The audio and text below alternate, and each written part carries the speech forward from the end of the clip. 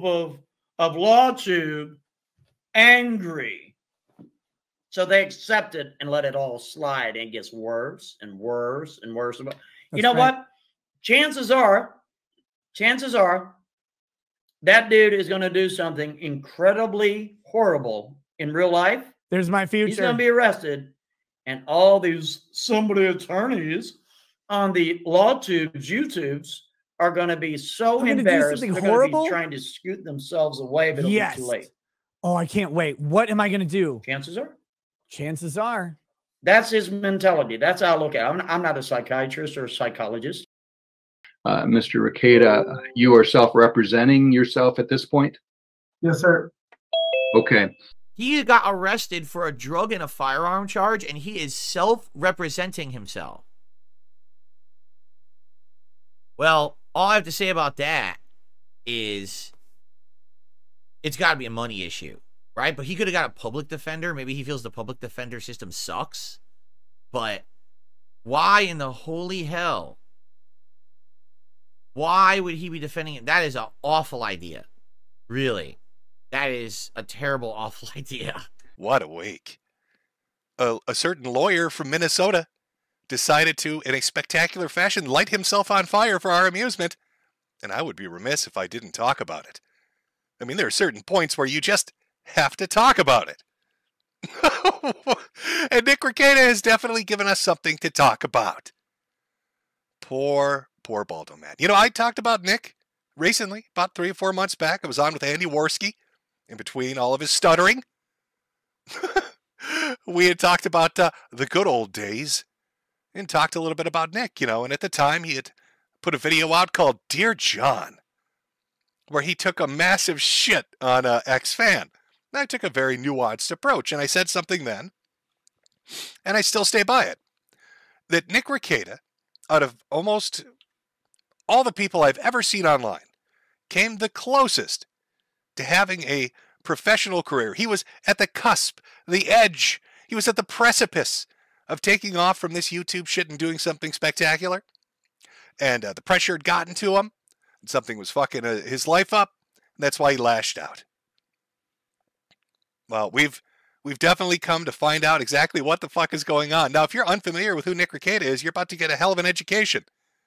I've taken time to go through and try to hit the high points. This is going to be a long stream, for my crippled ass especially. So we're going to be taking numerous breaks as the hours, plural, hours, roll on. How could there possibly be hours worth of shit to talk about? Well, you're in for a treat. Now, maybe you've heard of Nick. Maybe you've seen a little bit about him. He's a guy that gained a lot of fame doing a lot of streams around certain trials. At one point, he had 100,000 plus people watching him. Imagine that. Imagine that level of success. You start off as a modest little lawyer from northern Minnesota, reading off legal documents and talking to an audience of maybe a few hundred people.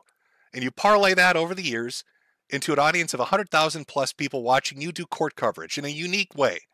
So unique that you have television stations and Netflix documentaries and news articles writing about you. You've got Rumble offering you personalized contracts for big buku bucks. Everything's looking up. Everything is looking great. I mean, there you are. You're a family man. You have the perfect life. You have the ideal life, the life people strive for.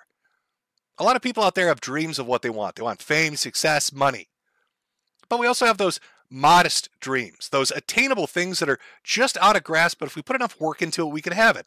And that's what Nick Rekieta had. He had a family, a wife, loving wife that he was married to for many years. He had multiple children, lived in a beautiful house, had an inheritance, had a degree in a profession that would have provided for him for the rest of his life. And then on top of that idyllic life that most people would strive for, he found numerous successes. It's insane. And he was right on the cusp, right on the edge of taking that and turning that into something that was going to be amazing. And you're about to hear the story of a man that allowed victory to defeat him. You're about to hear the story of a man that allowed his faults and foibles and follies, to his personal vices, to overwhelm him, to overtake him, and to destroy that which he had built up. You're going to see, let me put it this way. I think we have a tendency when we look at celebrities, actual celebrities, talking mainstream here, to wonder how the fuck did their life turn out like that? Why is Britney Spears so insane? Why is so-and-so such a cokehead? Why did so-and-so become a drinker? Why are they so into casual sex? How could they let that slip through their fingers? They're rich and famous. What the fuck? You know, it's like we can't relate to them because, you know, that level of stardom creates this kind of barrier you can't really understand. But with e-celebs, with people on the internet, it's a little different. When you're talking about somebody with 500,000 subscribers, with a big audience, they're a little bit more relatable.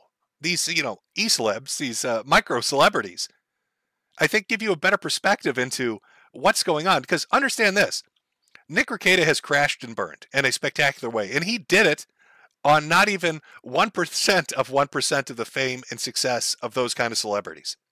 So if a man like Nick can fail, I think pretty much anybody can. But he really allowed it to overtake him. And it's been something that's built up over the past couple of years. And it was gradual.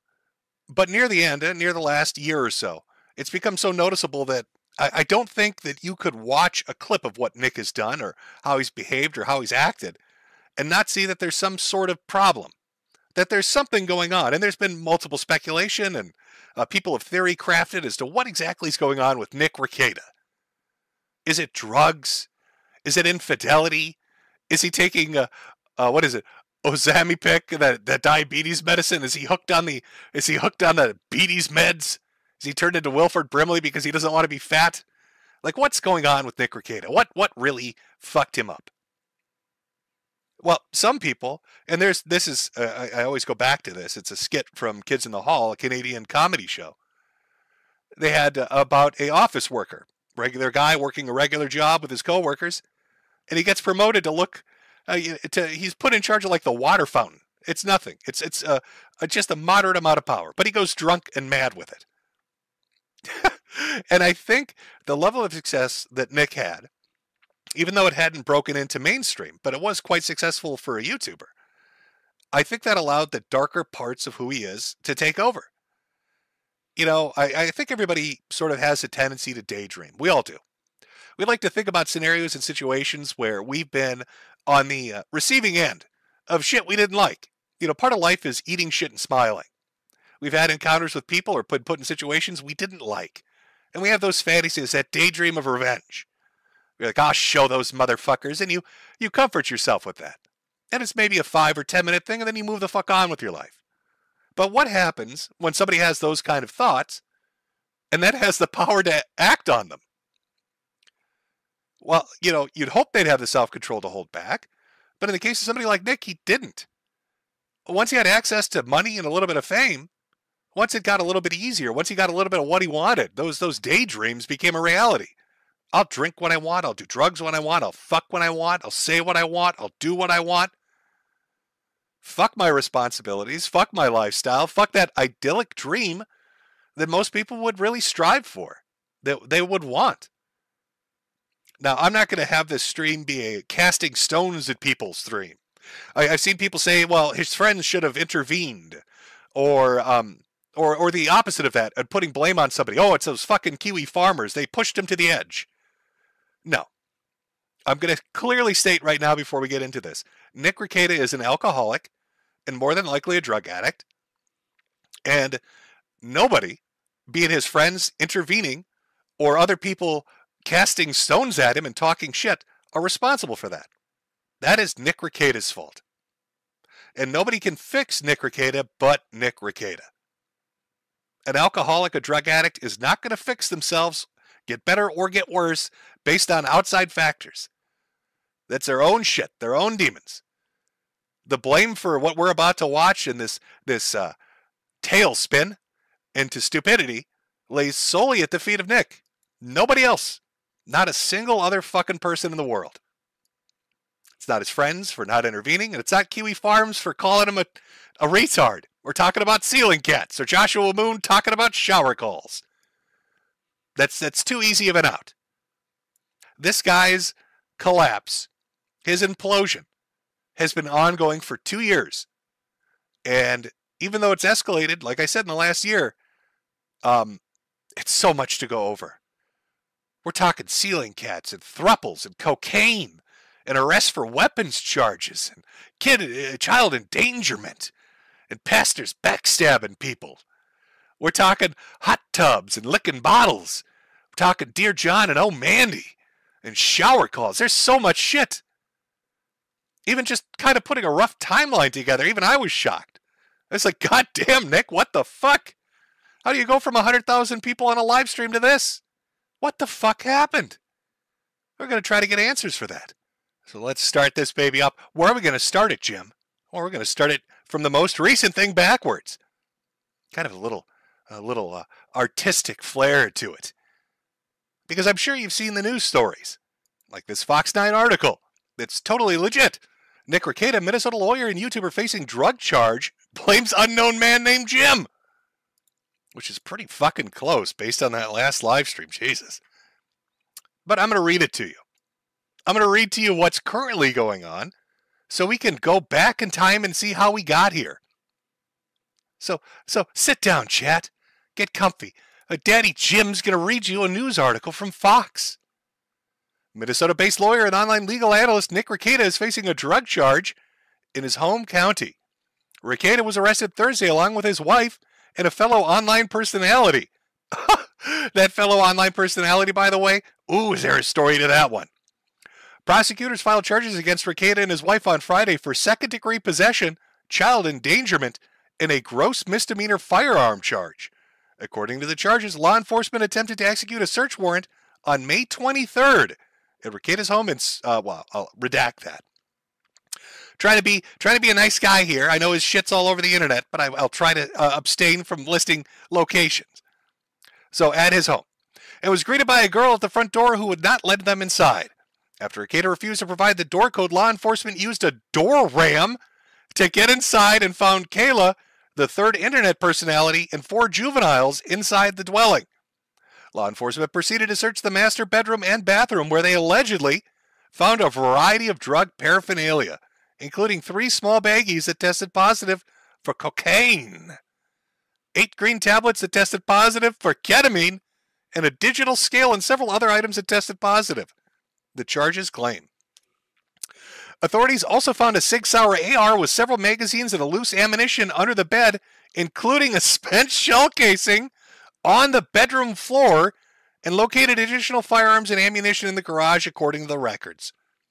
Police took Rekieta and his wife into custody, and he told law enforcement that he and his wife stayed in the master bedroom where law enforcement claimed to find the most drug paraphernalia, but then refused to answer questions about the cocaine, according to court records. Before the arrest, some online users had raised concerns about Rekieta's health, this week sharing a clip of him appearing to doze off during a stream. Law enforcement noted Rekieta had several injuries to his arms at the time. They described the injuries as sores that are common with controlled substance users. Rekieta, who owns a law firm based in his hometown, saw his online following skyrocket during the pandemic as he covered cases including Kyle Rittenhouse trial and Johnny Depp's lawsuit against Amber Heard. He has more than 150,000 followers on Twitter and nearly 450,000 subscribers on YouTube. Rekieta and his wife are set to make their first court appearance on Friday morning. Oh, well, shit, it's Saturday, isn't it? Yes, that's come and gone, Chad. It's come and gone already. Ooh. Oh, how did it turn out, Jim? Oh, we're going to find out. Now, I have a surprise. I know everybody thinks that Kiwi Farms is like hot shit. Like they get all the breaking fucking news.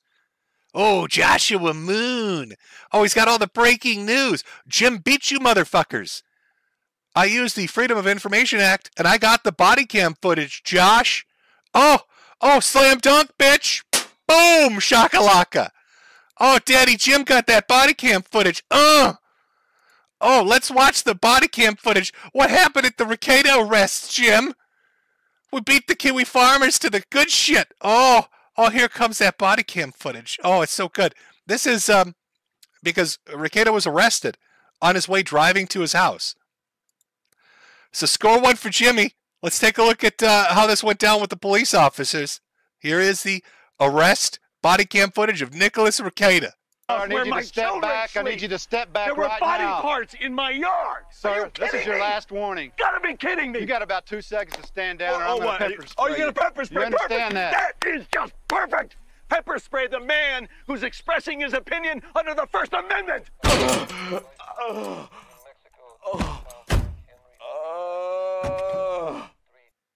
Oh my God, Jim, how did you pull that off? A lot of legal finagling. A lot of illegal finagling. I had to go do it. Count it as a victory. Tell those Kiwi farmers they lost. Tough nuts, Josh. Enjoy the Ukraine or wherever you live. All right, I'm in America, where winners stay. And I got that body cam footage. Score 1 for Jimmy Boy. In all seriousness, though, let's take a look at the mugshots. Oh, couple of questions you might be asking yourself as we get into this story. We've already established Nick Rekieta is a popular online internet personality. That's him in the middle. And I'm going to be honest with all of you, that is the exact face I would be making too. Do you know what that face conveys? Holy shit, everyone on the fucking internet is going to see this. That's what that fucking face says. Fucking hell, I'm going to be on 4chan and 8chan and Kiwi Farms and Twitter and Reddit the moment this is posted. He just know. That's such a defeated look. That's fuck me. There's no way I can get out of it. I can't hide anywhere. I can't reach. That's the look I would have. Just ass mad, platinum ass mad. That's the look. That's the fucking look he's wearing. It's almost like you can hear his thoughts. Inside his head right now, he's thinking, fuck you, Josh. Because he hates Null. He's thinking, fuck you, Josh. This is your fault, Josh. I hate the Keno Casino. Now on his left, looking like a deer in headlights, is his wife. I'm guessing the drugs are working the way out of her system. I don't fucking know. We'll get into the charges later. Now, you might be confused. Wait a minute. If that's Nick with the black eye in the middle, and that's his wife who looks like she's coming out of the K-hole, who's the chick on the right? Who's the blonde on the right? Well, that's a little bit of a side piece. That's a well, soon to be formerly married woman. Her name's April. You could think of her as a living fuck toy. She's the little she's a living fleshlight. That's who that is. They kept her in a little cage. They brought her out. She did tricks. She'd do tricks for people on occasion. So there they are, all together, in their mugshot. Nick pissed as hell, because he knows that people are going to be looking at this mugshot. His wife coming out of the K-hole, and April wondering when her parents are going to pick her up, because she's like 14 years younger than both of them. Am I going to get paid for that? Oh my God. Am I going to get paid for the work I did? Like, Mr. Ricky Rackets, the Rail King, you owe me like a 50 for the blower I gave you? And they're not, these guys in these blue outfits, they're taking my picture? Oh, fuck. My husband's going to see this, and it's going to be a problem. Could you maybe snap your fingers at your fucking wife and pull her into reality for a minute? Mr. Ricky Rackets, the Rail King? Because I need to get fucking paid. Because you got laid. That give you a little bit of an idea of what's going on here? A little bit of an inkling of what might be going on. We got a thruple situation. Ooh. A little bit of a thruple going on. Oh, what's that? Nick has a response? Oh, I'm breaking news. Holy shit. Apparently, Nick Rekieta has a response to my stream right now that nearly 18,000 people are watching. He sent it via Twitter.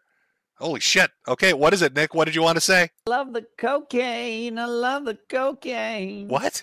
I love the cocaine. I love the cocaine.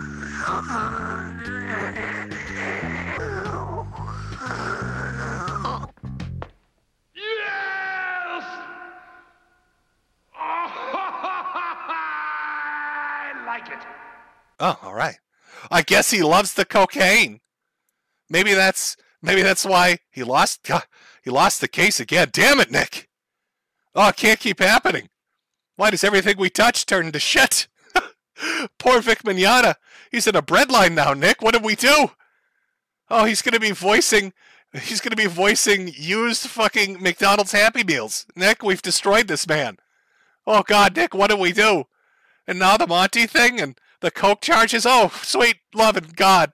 Why did I wear this fucking shirt? Oh, the arrogance and the irony of it's overwhelming me. I'm going to puke. I'm going to vomit a little bit, Nick. Oh, God, sweet Christ. What have I done? Made a little bit of a mistake, I think. Might have made this little mistake, maybe. So, how do we get here? We see that Nick's been arrested for drugs and weapon charges with his wife and his mistress for the world to see. What a predicament. But how do we get there? What was the real start of it? Well, let's back her up. Let's take a look at one of the theory-crafted ideas for why Nick Rekieta is currently living in his own self-induced hell. I got to this anonymous letter, or the anonymous package. It was postage not paid. Like, I had to pay the postage on it to receive it. And the post office was like, well, where was it sent from? And it had my address as the return address with me as the sendee, which is not true. And in it had this burned piece of paper, which I feel like I'm going to get serial raped here. It says, the stars are aligned. A new host is chosen. Hail unto thee, Nick Chan Rekieta. And then with that came this. And this was so weird because this came before the mention of Sonic in the trademark dispute that we were talking about last night. A Sonichu medallion has. Now, this crazy son of a bitch receives in the mail basically sigils from hell. The paper is marked with sigils. I'm sure it was from an X user trying to summon him a succubus, but they fucked it up because they're from X, of course. And they sent him a cursed Sonichu medallion, and the crazy motherfucker puts it on. It's, been passed to me. I don't know where this came from. I don't know what it means other than what it means, but that is that happened. That happened. It cost me $2 to pay the postage on it. He actually paid for the privilege to be cursed. Think about that. That should have been the first warning sign that there was a drug problem. Because only a junkie would be so fucked in the head to pay for the privilege to receive a fucking voodoo curse. Dude, if you need more guns, just let me know. I'll send you some. This is friendly, I think. This is friendly. Oh, Bronca, I don't think he needs more guns based on that court reporting. Based on those police reports, Bronca, I don't think he needs more guns, maybe less guns. Maybe instead of giving him more guns and ammunition, Bronca, you could go collect them from his house so his kids don't trip on the shotguns. You know, with the spent shell casings, because he's shooting at ceiling cats. Hey, Nick, I know you're a raging alcoholic with a coke problem. Would you like some more firearms for your house? Hey, it's me, your buddy Bronca. I've got these ARs. Hey, buddy, would you like some fucking ammunition for your massive fucking gun collection? Get the kids together and do a rail, and then show them gun safety, buddy. Yeah, no, I think he's good. I think he's good. He's been a Sonichu cursed. Oh, it's the demon. Now, initially, Chris, after banging his mother repeatedly, went to prison. And then the spirit inhabiting him, this is the back lore of the Sonichu curse of Magi-chan, went into Ethan Ralph. If you remember, Ethan Ralph was on the scene and got closest to Chris. Yep, Jesse from Pod Awful, other people were there. But Ralph dressed as Chris Chan and came into contact with Chris, allowing for the possession to take his body over. And within 2 years, remember that timetable, within 2 years, Ralph had lost a relationship with both his children from 2 different women, had his wife flee him, lost all his money, had to flee the United States, became a poverty junkie in Mexico, living off tortas and fighting street dogs so he can get a night's sleep in his metal shed. And then once Ralph had been punished enough, Magi-chan, after having fed on his soul for long enough, decided, hey, that Rekieta guy, it looks kind of tasty. That Rekieta guy, maybe I'll go over, see what he's up to. And what does he do? He puts the fucking medallion on. He takes the medallion and he puts it on himself, like a psychopath. So this is kind of theory number 1. You know, it's one of those components as to what happened to Nick Rekieta. That he's been possessed by the demon that compelled an autistic man to butt-fuck his mother and drove a fat retard into pill addiction and alienating his entire fucking family from his life.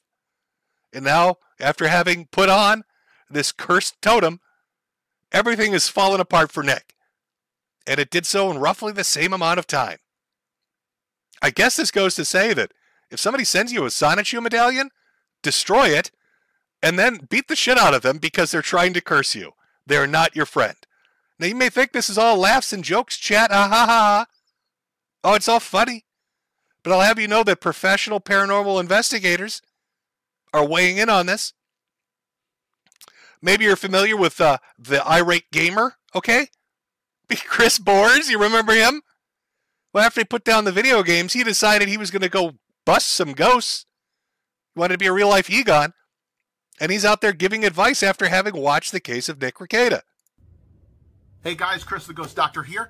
And last night I ended up answering a question about a online personality. I guess his name is Nick Rekieta. I hope I'm saying that right. I don't know who this guy is, but my reply ended up getting a lot of buzz. So I told everybody that I would do a video on this and kind of explain things in a little bit more detail. So they sent me some pictures of this guy back in like 2019 as compared to now. And if you see him back in 2019, he's very he looks full of life. He talks very well. And now his face is very gaunt. In his videos, I guess he slurs his words. Now, all jokes aside, right? And I know this is funny. There's another Boars video we're going to watch too. But like, he's unfamiliar with Nick. All right, like Chris is off doing his own shit. He's doing like ghost stuff and video game stuff. He has no idea who the fuck Nick Rekieta is. But even him, an outside observer who has no knowledge of Nick at all, looked at a picture of him from just a few years ago and compared it to what he currently looks like. And he's like, yep, that's demonic possession. This guy is so fucked up, it has to be demons. That's how fucked up to a normal outside observer Nick Rekieta looks right now. The change between just a few years ago and now to a completely neutral third party. He looks so bad he's convinced he has hellspawn living in his fucking soul. On the verge of passing out from time to time, and people are like, what is going on with this guy? Because I guess he's an alcoholic. At one point he put a necklace on, and I guess there's some theories out there that it was cursed, and could that do anything? And yeah, absolutely. I'm not going to say that's the complete catalyst of it, but it could have, him putting a necklace on that somebody sent him that is cursed, could have opened the door. And if you don't know how to properly cleanse yourself or your space, you know, once these things start to slip in, they can kind of like plant their flag and start to invade that space and wreak all kinds of havoc on their life. I think somebody told you he divorced over time, I saw. So yeah, they can just get in and cause all kinds of havoc in your life. And I saw that he's an alcoholic too, and that's kind of taken over his life as well. And the problem with this is every vice, human vice out there, drugs, alcohol, even porn, has their own frequency level that attracts beings in. They have their own frequency beings. Okay, just the people. Okay, one thing you need to know about Nick is that over the last year, as he's done multiple streams, he will occasionally start to look around the room, baffled, in silence. He'll stare off into a certain direction, or he'll stare up at the ceiling. And people have made jokes about ceiling cats inhabiting his house and living in the rafters, or a literal corner demon, which he looks at all the time. And this is our ghost expert, certified 100% believable Chris Bores. He's a fucking expert, concluding that yes, the frequency of Magichan has instantiated itself. Is that the word I'm looking for? Has become corporeal and latched onto Nick and is now living in his house. So when you look at those old clips of Nick Rekieta, why is he looking off in the corner? What is he doing? Our ghost expert here has confirmed. In fact, he is staring at demons. Literal hellspawn. You know, you have these alcoholic spirits around you, constantly feeding off you because they love that. You know, they're not living. They can't drink a beer, so they have to drink it through you. They're feeding off you, and you see, Nick Rekieta is not really an alcoholic. Nick Rekieta is not really an alcoholic. The demon inhabiting him is. That's a great. Anybody ever use that one at AA? Fuck your 12 steps, okay? I'm possessed by Satan, and Satan is a fucking alcoholic. This is not my fault. All right, it's his. this is why we see the life force kind of like draining out of this guy over time, because maybe that's exactly what's going on. Something is feeding off him. I've come up with different classifications of spirits, and parasite spirits are just one of those things. They feed off people, places, and things. So yeah, this is a thing. I'm dead serious here.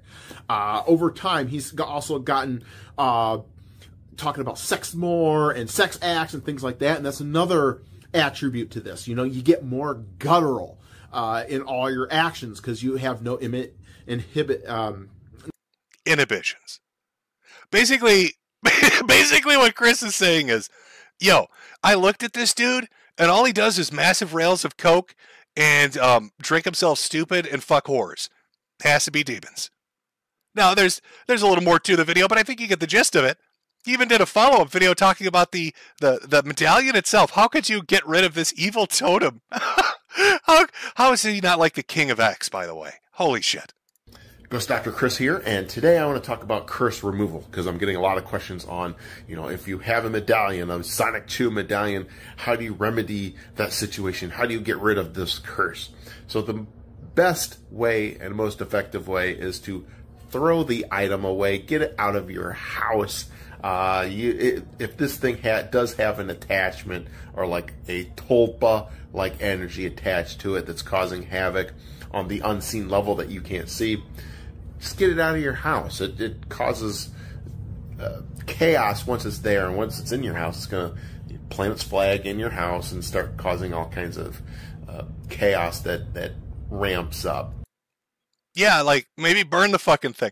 I'm not a huge paranormal guy. I like it for the entertainment value of it, but Chris isn't wrong here. Again, he's the fucking expert. I love the fact, too. Can we all take a minute to appreciate the fact that, he got shit for so long for being a knockoff AVGN. And now he's like a ghost expert, weighing in on the demonic possession of Nick Rekieta by Magichan. I love that. I want him to do more videos on it. I'm not even bullshitting. I fucking love it. I want to see Chris Bores investigate the paranormal. We need that. I need that in my life, as short as it is, Chris, please. When I die, I'll become a ghost. I'll be your sidekick. We can work together.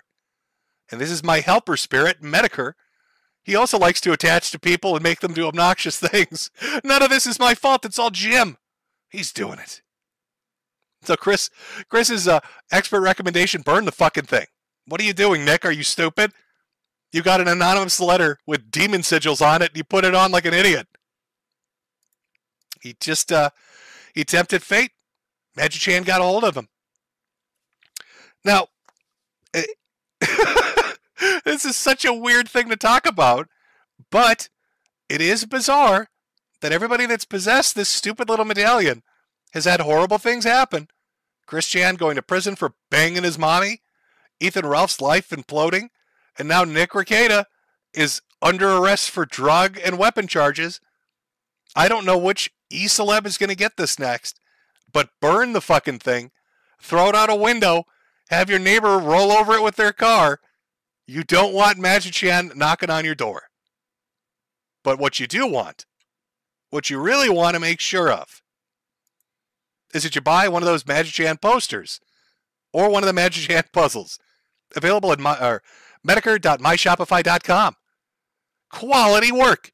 Don't worry, Magichan likes the merchandise. It's okay. I checked ahead of time. These cursed images, these cursed totems, aren't the only thing. I like to point you to a cursed image. There's Nick Rekieta, along with other individuals, all of whom have had bad outcomes. And this had nothing to do with Magichan. The man directly sitting next to him, Coach Red Pill, or as Nick likes to refer to him when he's drunk and high as a kite, Chef Red Pill. Mwah! Chef's kiss. Got his head blown off in the Ukraine. He's dead. Coach is fucking dead. Ethan Ralph with a double thumbs up, showing the sexual prowess he possesses when he gives a little truffle hunting to a hooker. Had his life implode. And then we got Andy over there, dude. Currently is doing pretty well, but he did have his whole aim thing, and was really down in the doldrums for a while there. All four of these people, real bad luck, and Nick's been the latest victim, which makes you wonder: was anybody else there?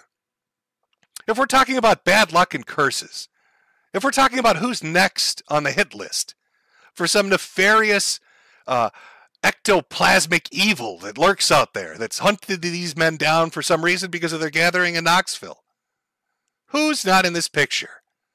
Who else was at Knoxville that might be a future victim? I wonder. Who could it be?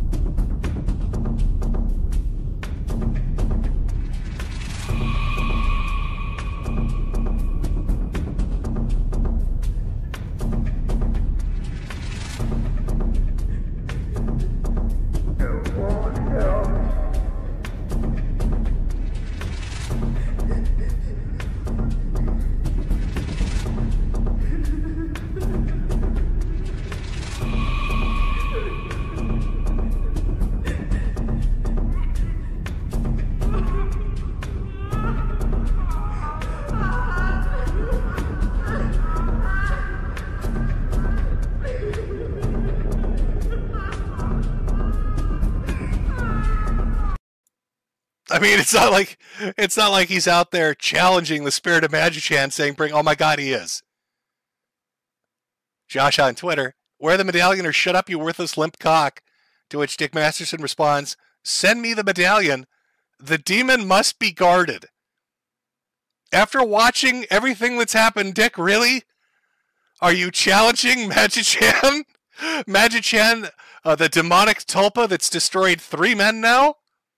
And now you're begging for the curse to come to you. That's what Nick did. With open arms, he said, "Give it to me." I don't know if we want to do that, Dick. That sounds like you're tempting fate. Oh my God. Bad outcomes. Bad outcomes, chat. So that was one of the theories that existed. And as silly as it sounds, people have really been kind of taken aback by this whole cursed medallion thing. Now, if it ends up going to Dick Masterson and everything falls apart for him, we're predicting that, right? If Dick Masterson gets this medallion and puts it on, he is officially cursed, and within 2 years, everything will fall apart. If that's the truth, if that happens, then we know this shit's real. And that Magichan is some kind of demon internet spirit. That we have all some, tulpa, a Grigori, whatever you want to call it. That the internet itself is given life to. From all the negative energy of watching Christian, we have created and crafted this demonic being that is hunting down micro e-celebs. And Dick Masterson is with open arms inviting it to come visit him. So start the fucking clock. If by May 2026, after receiving this fucking medallion, something horrific happens to him, we know Magichan is very real. And of course, you're going to want to have one of those posters and puzzles as a commemorative commemorative item. It'll be worth some resale value. Of course, it's all fun and games, right, when we're talking about this, because realistically, what has done Nick in? It's easy to say that, he didn't listen to people when they gave him some advice about what he should do. It was a demonic spirit, but it was his own actions. He gave in to his own actions. He didn't moderate his behavior. He didn't, kind of slow his roll. He went a little off in the deep end with the drinking and potentially with the drug use. He should have listened to the He-Man PSA. Remember those 80s shows where they used to give you lessons as a child and tell you, hey, you don't want to grow up to be a fucking loser, do you? Well, you should listen to He-Man. He never took the advice. Look where he is now. In today's story, Elena tried taking a magic potion which she thought would help her. Well, she found out there aren't any magic potions. And you know what? There aren't any magic drugs either. Anytime you take one from anybody but your parents or your doctor, you're taking a very big chance. You're gambling with your health, maybe even your life. Drugs don't make your problems go away. They just create more. But now Nick has exhibited behaviors that are pretty indicative of somebody that's in the grips of alcoholism or somebody that's a little out of control. You can see this on clip channels like Eliza Clips and others that have put together compilations. I'm going to show a little bit to you. I want you to watch this and tell me Does this strike you as odd? Is this something you've ever seen somebody really do? Because I've never seen it. But once you kind of put it together and see how much he does it and the reasons why he gives you for doing it, it's a little fucking weird. Let's watch this. Is that why I licked the bottle? Real quick. I know there's a clip video of me like licking the bottle a million times in the dick stream. Yesterday, rage. Distrust everyone. Everyone's a fag. I'd say no one will. They're all doing it for money, clout, or whatever. And you've heard people don't seem to realize this because apparently justified. Oh, alcoholic licked the bottle. I've been licking the bottle for 6 years, I think. When you pour whiskey into a glass and you set it down, a little drip goes down the bottle. When you pay $200 for a bottle of whiskey and a drip goes down, you're like, that's like 86 cents. Lick it. Okay. Let's go over that just because it's insane. No. Nobody licks it because that's 86 cents. Remember, Nick Rekieta is somebody that had 100,000 people watching him on live stream. He makes a lot of money from super chat donations, makes a lot of money from local support, has an inheritance, has a degree that gives him a good job.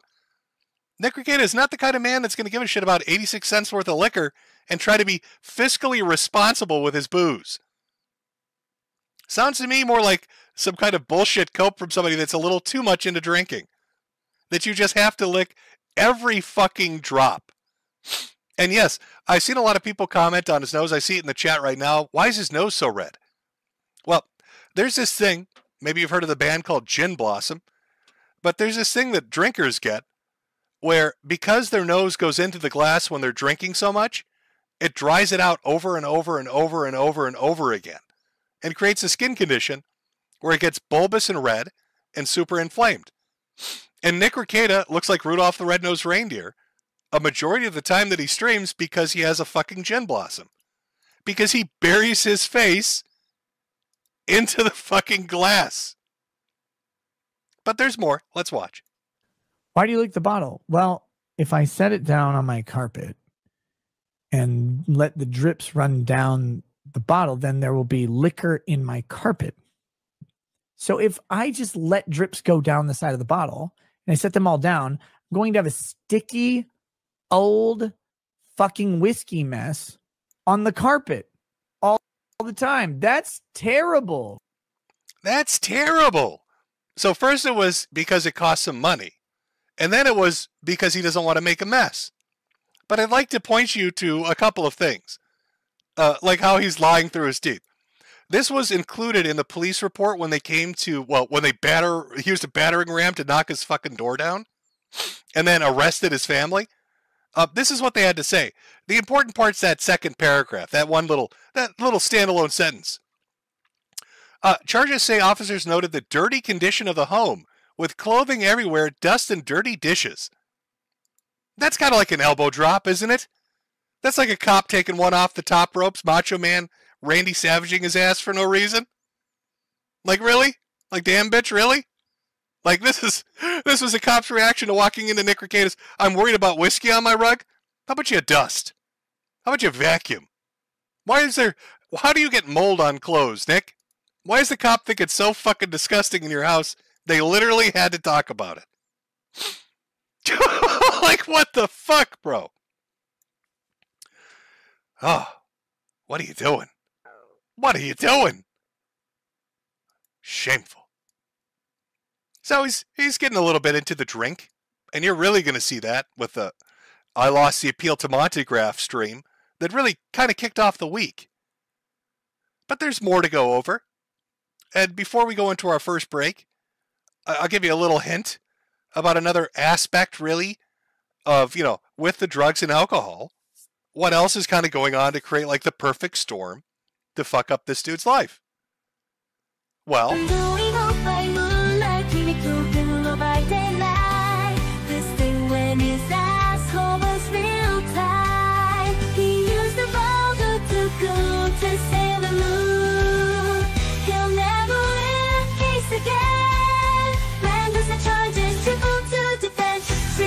Jamaica will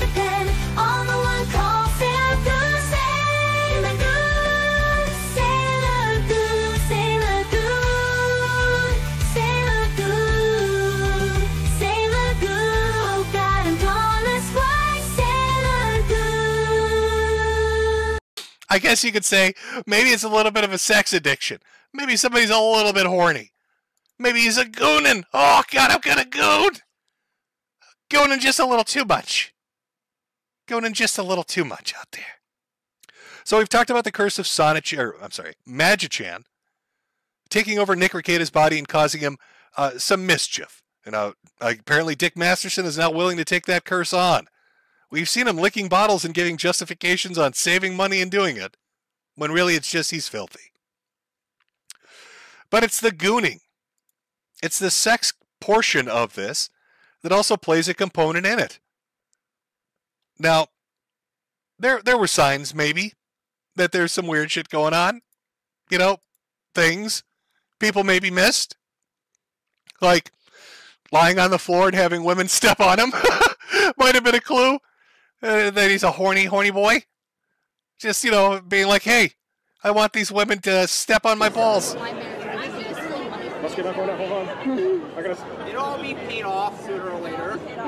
I don't quite understand what's going on here. I'm glad your wife is so okay with this, Nick. Not yet.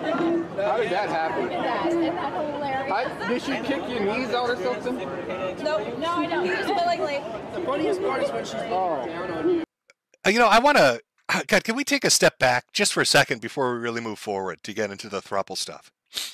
And really acknowledge that when Nick kind of first presented himself online, it was more of an image of a wholesome, humble family man. You know, it was a guy that homeschooled his kids, was in his happy little marriage in a nice, small little Midwestern town. That he had a practice and he talked about the law. He'd rail on occasionally, not at great length, but on occasion, about degeneracy in society and, you know, people letting the vices get the better of them. You know, he'd talk about people's sexual immorality on occasion or about their stupid behavior on occasion. But his, you know, image, his brand that he really initially started with was the humble, wholesome family man. But as time has gone on, you know, it started with more and more drinking, you know, especially on stream. And then, you know, kind of playful sexual stuff, which you saw, you know, getting stepped on. Now, there are images I can't show you. There's an entire portion of Saga I can't really go over because I can't show it on YouTube, essentially, where he went, where he was outed for being into swinging.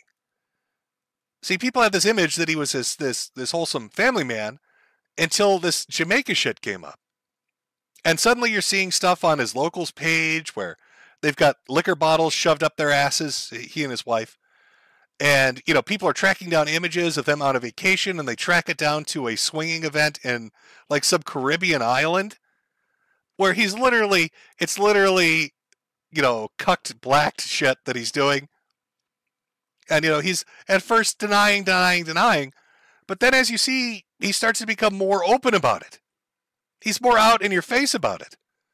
Until you start getting hot tub streams with other couples. Now, you remember that girl from earlier? You know, the one that wanted her paycheck because she's really unhappy being oh my God, old people are icky. You need to pay me because I touched your ding-a-ling. That chick? Well, she showed up on a hot tub stream with her husband. And let's take a look at the throuple at the start of the throuple threat to the sanctity of a marriage. Let's see. And we're live. Oh my God. Oh, is that? Hello, everybody. It says 0 viewers. Right, because we screwed up the first one, and now we're on this one. one. There's a person there. And now there's people. It's me. We are here with Vito and his lovely his wife, Dick Masterson. Hey, we can keep this off. I know. I've got a compliment for Nick here. Phantom X says, "Whoa, Nick looking buff. Is it the angle or has he been hitting the gym?" I have actually been hitting the gym. Twice. And Jim is tired of getting hit. Jim is probably tired of you. Oh, that's true. But Pink's oh my God. Everywhere. I guess we're swinging tonight. Maybe. I've put it on the table. They've rejected me. Look, guys, here's the deal. There's no swinging tonight unless Nick and I get drunk enough and we decide our lips look too tasty. It's just them. I mean, everybody thought they were joking at the time, but Turns out they weren't. Aaron's butthole is mine. You notice we ladies are on the inside. It's to keep these boys off each other. sexual They are tension. They can't help themselves. We pretend that the heads of our penises are magnets with the same charge, and we just go. Guys, I lost my voice, and you know how. Hey, fun fact. As they're all getting drunk in this hot tub together, talking about touching dicks, and hey, we're into the swinging jokes and threesome jokes.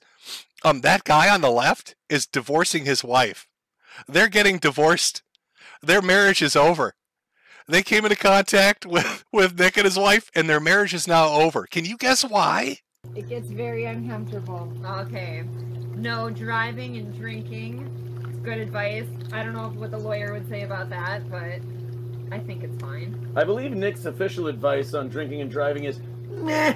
Aristocox You says, didn't drink and drive until you're wait. convicted. You didn't, what did you name this stream? Steel Toe members only Okay. hot tub stream with special guests. It wasn't correct. Aristocox says hashtag swing stream. That's fine. Oh, this is hashtag swing stream.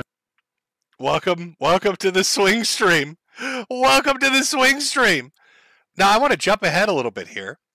This was, weeks and weeks and weeks ago, months ago, that they did this thruple hot tub thing, joking about swinging and everything. And I want to let you listen to this guy who's making all these jokes about how my wife's a whore and she likes to fuck other people. And listen, I'm going to let it speak for itself. Let's fast forward to the future. I remember Nick ripping 2 massive fucking rails right in front of me, and I literally put my hand on his shoulder, and I said, dude, you need to fucking chill. I'm worried that you're gonna fucking die. No, don't worry. It's okay. I read up about this a lot. I can show you all the literature and everything else. It's okay because it doesn't all hit you right at once. And I'm just like, what the fuck? Another time I told him, I go, this guy, I'm worried about this. I remember telling him one time, I go, my fucking wife is doing cocaine a lot, dude. How the fuck do we stop this? And he goes, you have to understand. Instead of going, holy shit, you're right. We've got families. This is a fucking problem.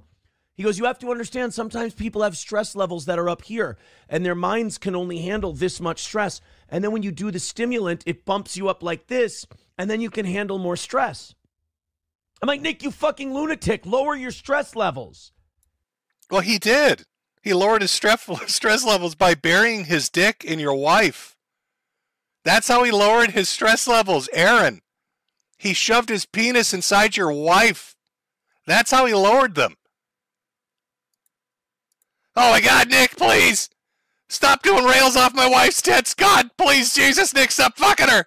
I can't keep Nick, please. Just put the cocaine down. You fucked her 82 times in a row, God. Oh, sweet Jesus, she's divorcing me. Stop fucking her. This was a mistake. Why did I get in the hot tub, Nick? Jesus Christ. You stop fucking my wife. Nick, please. Stop fucking my wife. Oh, God. Ricky the Rail King is banging her again. It's the 82nd time. Maybe you should have thought of that before you got in that hot tub. And we're live. Oh, my God. Oh, it was all fun and jokes then. I'm sorry, I couldn't hear. He was talking about meat Slobber slots. pockets. Glass It says take out the milkers. Do you understand that it's not sexy to call them that and therefore Says who? Wait. Guys, What do you think don't he's listen. referring to? Disregard. Hold on. What do you think he's referring Don't listen to my wife. Just disregard her. Uh-oh, somebody's getting divorced. Uh-oh. Tits. No, those are not milkers. What are milkers? Those are milk containers. Milkers would be the things The that hands milk. Take out These your are hand. milkers. Okay, so we need a hand check. I don't know what this is. I was a Dole hand model. I modeled bananas and oranges. Malevolent bystander says definitely disproving that swinger rumor. Yes, next weekend we will have the Viscontis in here as well. Yeah, and again, April, this guy's now soon-to-be ex-wife, moved in with the Rail King, Ricky Rackets here, and his wife, and formed a throuple. Now, Nick, during the police report, said that she wasn't living there, that she had just visited for a while, and yet in apparent DM messages that were sent to people in law to, people you talked to when, referring to all of this shenanigans, she had said, I should say, that she did live there. So this dude's wife was so, Nick Rekieta fucked her so good. she moved in with him. Think about that. And there's poor Aaron, just devastated. Oh, that's rough. I mean, this is a dude that found out his wife, because they're not technically divorced yet, was getting arrested in a drug bust with Nick Rekieta and his wife on somebody else's show. Ricky Rackets, the Rail King, got his wife arrested, and he found out through secondhand information. Hey, I'm not trying to ambush you, but I'm getting tons of messages. We're not reading messages. People are sending you. You need to. This is big for the show. No, this is big for the show. April has been arrested today with the Ricardas. Do you know anything? I don't believe that. Is that her? I don't think so. No, that's not. No. There's no way. That's for sure been edited. When Nick Rekieta and his wife are in jail for possession. Those fucking Kiwi Farm. That's an edit. That's Joshua in the corner, the ceiling cats in the corner demon editing photos. That can't be my wife being arrested with a man that she's been fucking for 6 months. Impossible. Along with Aaron Imholt.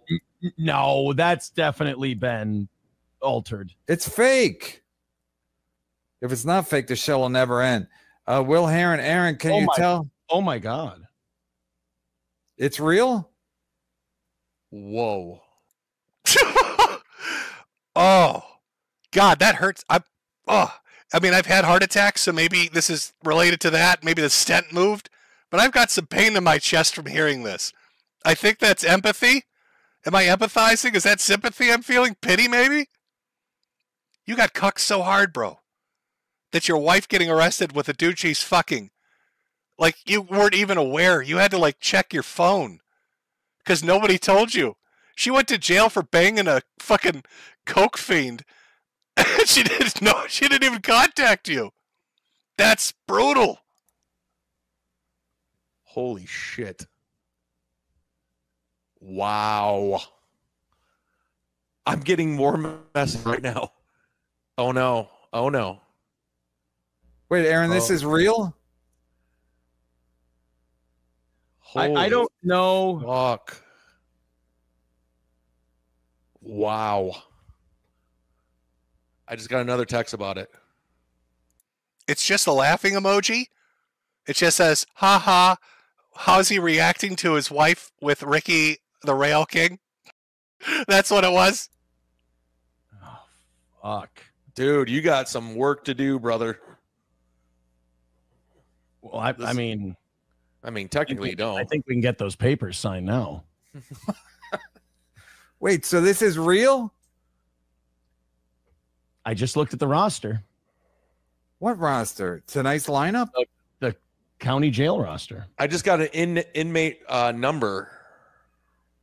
Hey, yo, bro, welcome to our show. Love to have you on as a guest. Here's the inmate number of your whore wife that's fucking some other dude. Thoughts? Audience? Thoughts? Any super chatters out there want to talk about this guy getting ambushed by the fact that his wife is banging a cocaine fiend? Anybody? Oh, we got $10 from Will Heron. It says, ha ha ha ha ha. How's that hot tub stream hitting you now, buddy? Her inmate number. This is, and the county jail number. Wow. Holy how do people find this out this quick? They find everything. They found out who my fucking cousin was. Wow, that's like the same thing. Was he giving him a little snark there? Oh yeah. Them finding out about who your cousin is totally the same as your wife fucking some other guy and going to prison. Yeah, it's a 1-for-1. Fucking cousin was. Wow, that's like the same thing. I feel. Yeah, I feel it just lets it hang in the air. I feel dread. I feel horror. I feel shame and pity. Now, I mean, Aaron obviously is going to proceed with the divorce. I'm guessing. Jesus, why wouldn't he? You got your wife running around having sex with some other guy, getting arrested in a drug bust, all this other crazy fucking shit. Like, who wants that headache? But again, brought it on himself by doing a hot tub stream. Everybody was all gung-ho about wife swapping until it got a little too real. And things went a little downhill. A little bit downhill. So we've gone from a very successful guy doing a lot of live streams to a very large audience.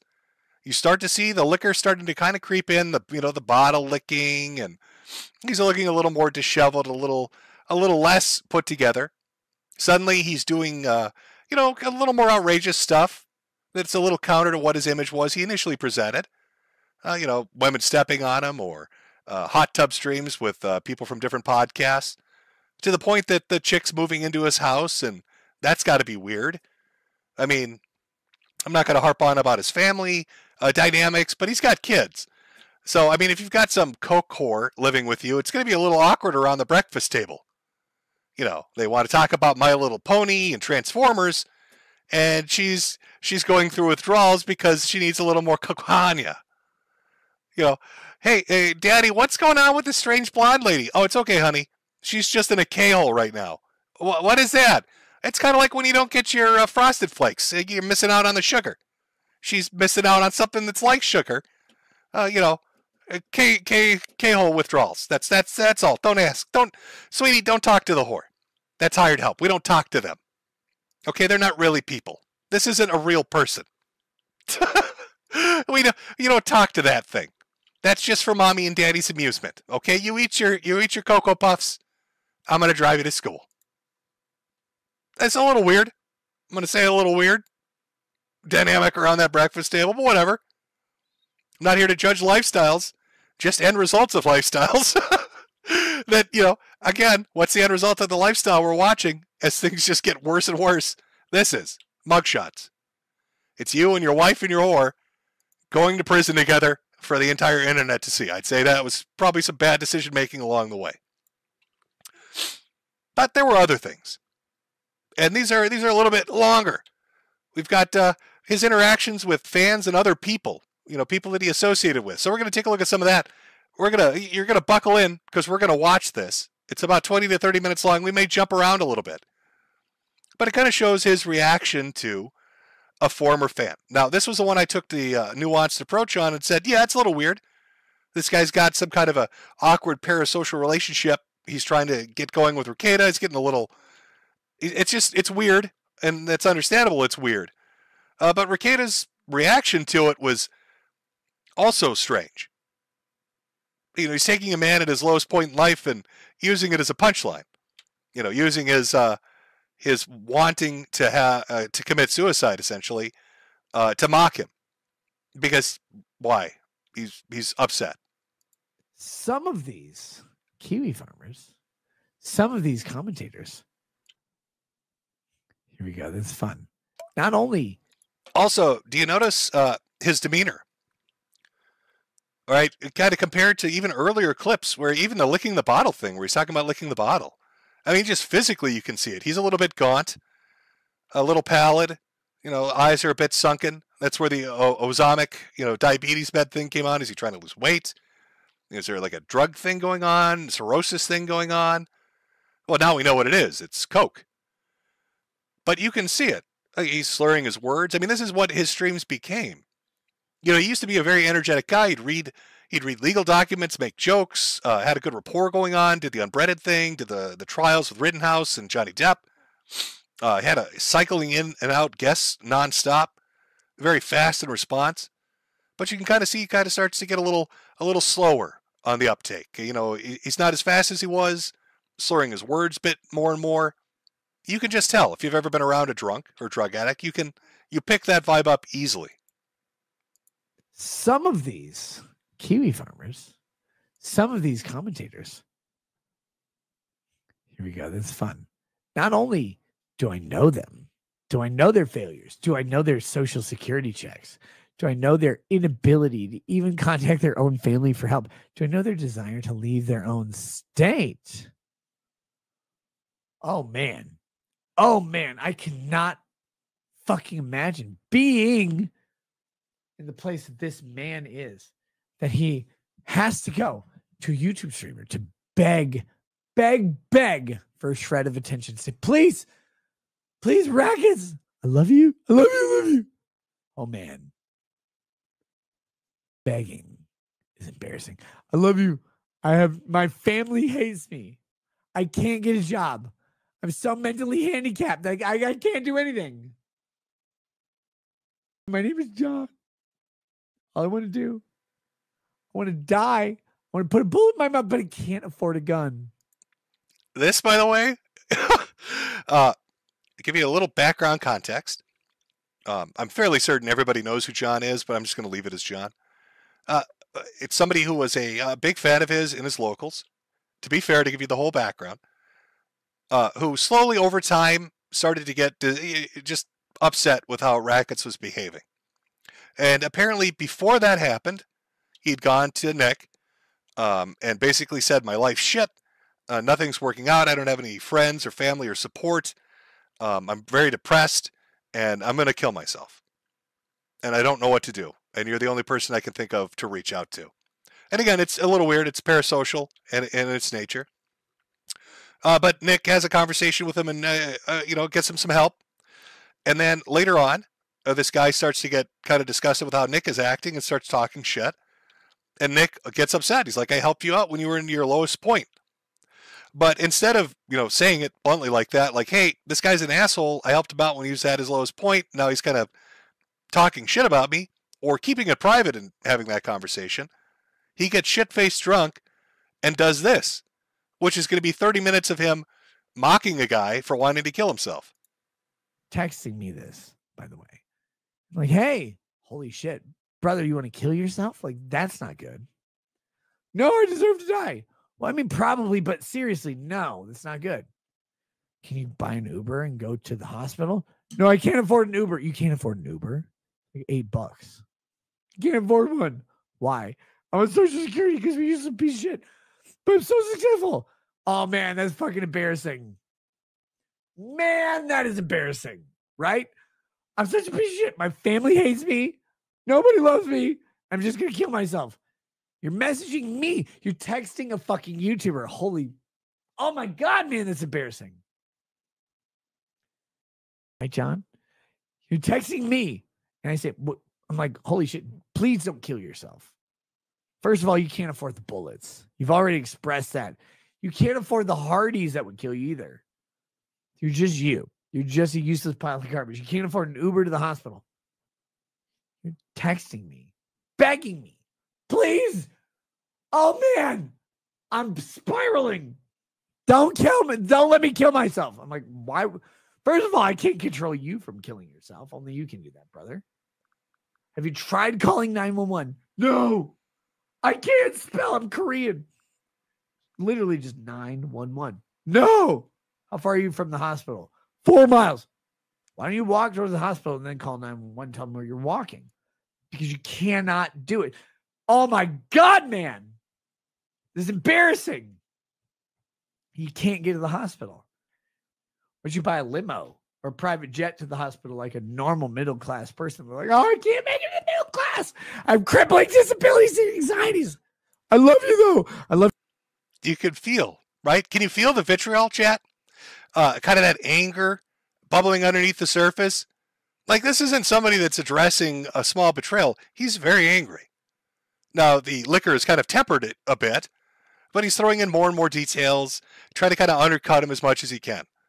Now, we're only 3 minutes into this. He goes on for 30 minutes about this. And again, it's because this particular person, John, whatever, is also somebody who's on Kiwi Farms, and he really is upset with Kiwi Farms. He's upset with Josh, and he's upset with the thread that exists on Kiwi Farms about him. So it's like this ultimate betrayal to him, but he's going to go on and on and on and on about this. You're the greatest streamer of all time. You're the fucking best streamer ever. Oh my God. I love you. Please teach me how to do life. Like, I can't teach you how to do life because you're retarded. But what I can teach you right now is that you probably shouldn't kill yourself. And this is taken away from my life, my evening, and my wife and children in my normal middle class, upper middle class home with real things. And I'm talking to a fucking retard, a literal goddamn, by definition, suicidal retard. And all I'm trying to do in this entire world is save this person's life. Save this person's life from the most dangerous person they have. Right, John? Right, John? Right, John? Where you walk into that Hospital? No, you weren't. Were you, John? You were sitting in your shitty Section 8 apartment that you could not fucking pay for because you can't hold a job. And your relatives all told you were an embarrassing reject. Now, I want you to look at the juxtaposition we have here. As Nick is telling you this story about how he tried to save this guy's life, which is a noble thing. You know, this guy's, he's down bad. He wants to kill himself because his life is shit. Now, as Nick is telling you that story about how he saved this guy who has a shit life, he's making sure to emphasize how shit that life is. Basically coaxing him into trying to do it again. Hey, John, remember when I saved you from trying to kill yourself because everything you touch turns to shit? Hey, John, remember the fact that you're poor? Hey, John, remember you can't hold a job, nobody loves you? Hey, John, you remember the fact that everything is terrible and you really have no reason to exist anymore? And I saved your life, but those things are still true, John? And disowned you. And the only option, your emergency contact at the fucking hospital, John, right, John? Was a YouTube streamer you paid to be your friend. The YouTube streamer you paid to be your friend. Now, John, what happens in most cases when you pay someone to be your friend and then you tell that person, right, John? Tell the person, holy shit, I'm going to end it all. What do they say? What does the person you pay to be your friend say? Say, sorry, brother, I don't know how to help you. What do they say? Hey, John, here's my personal phone number.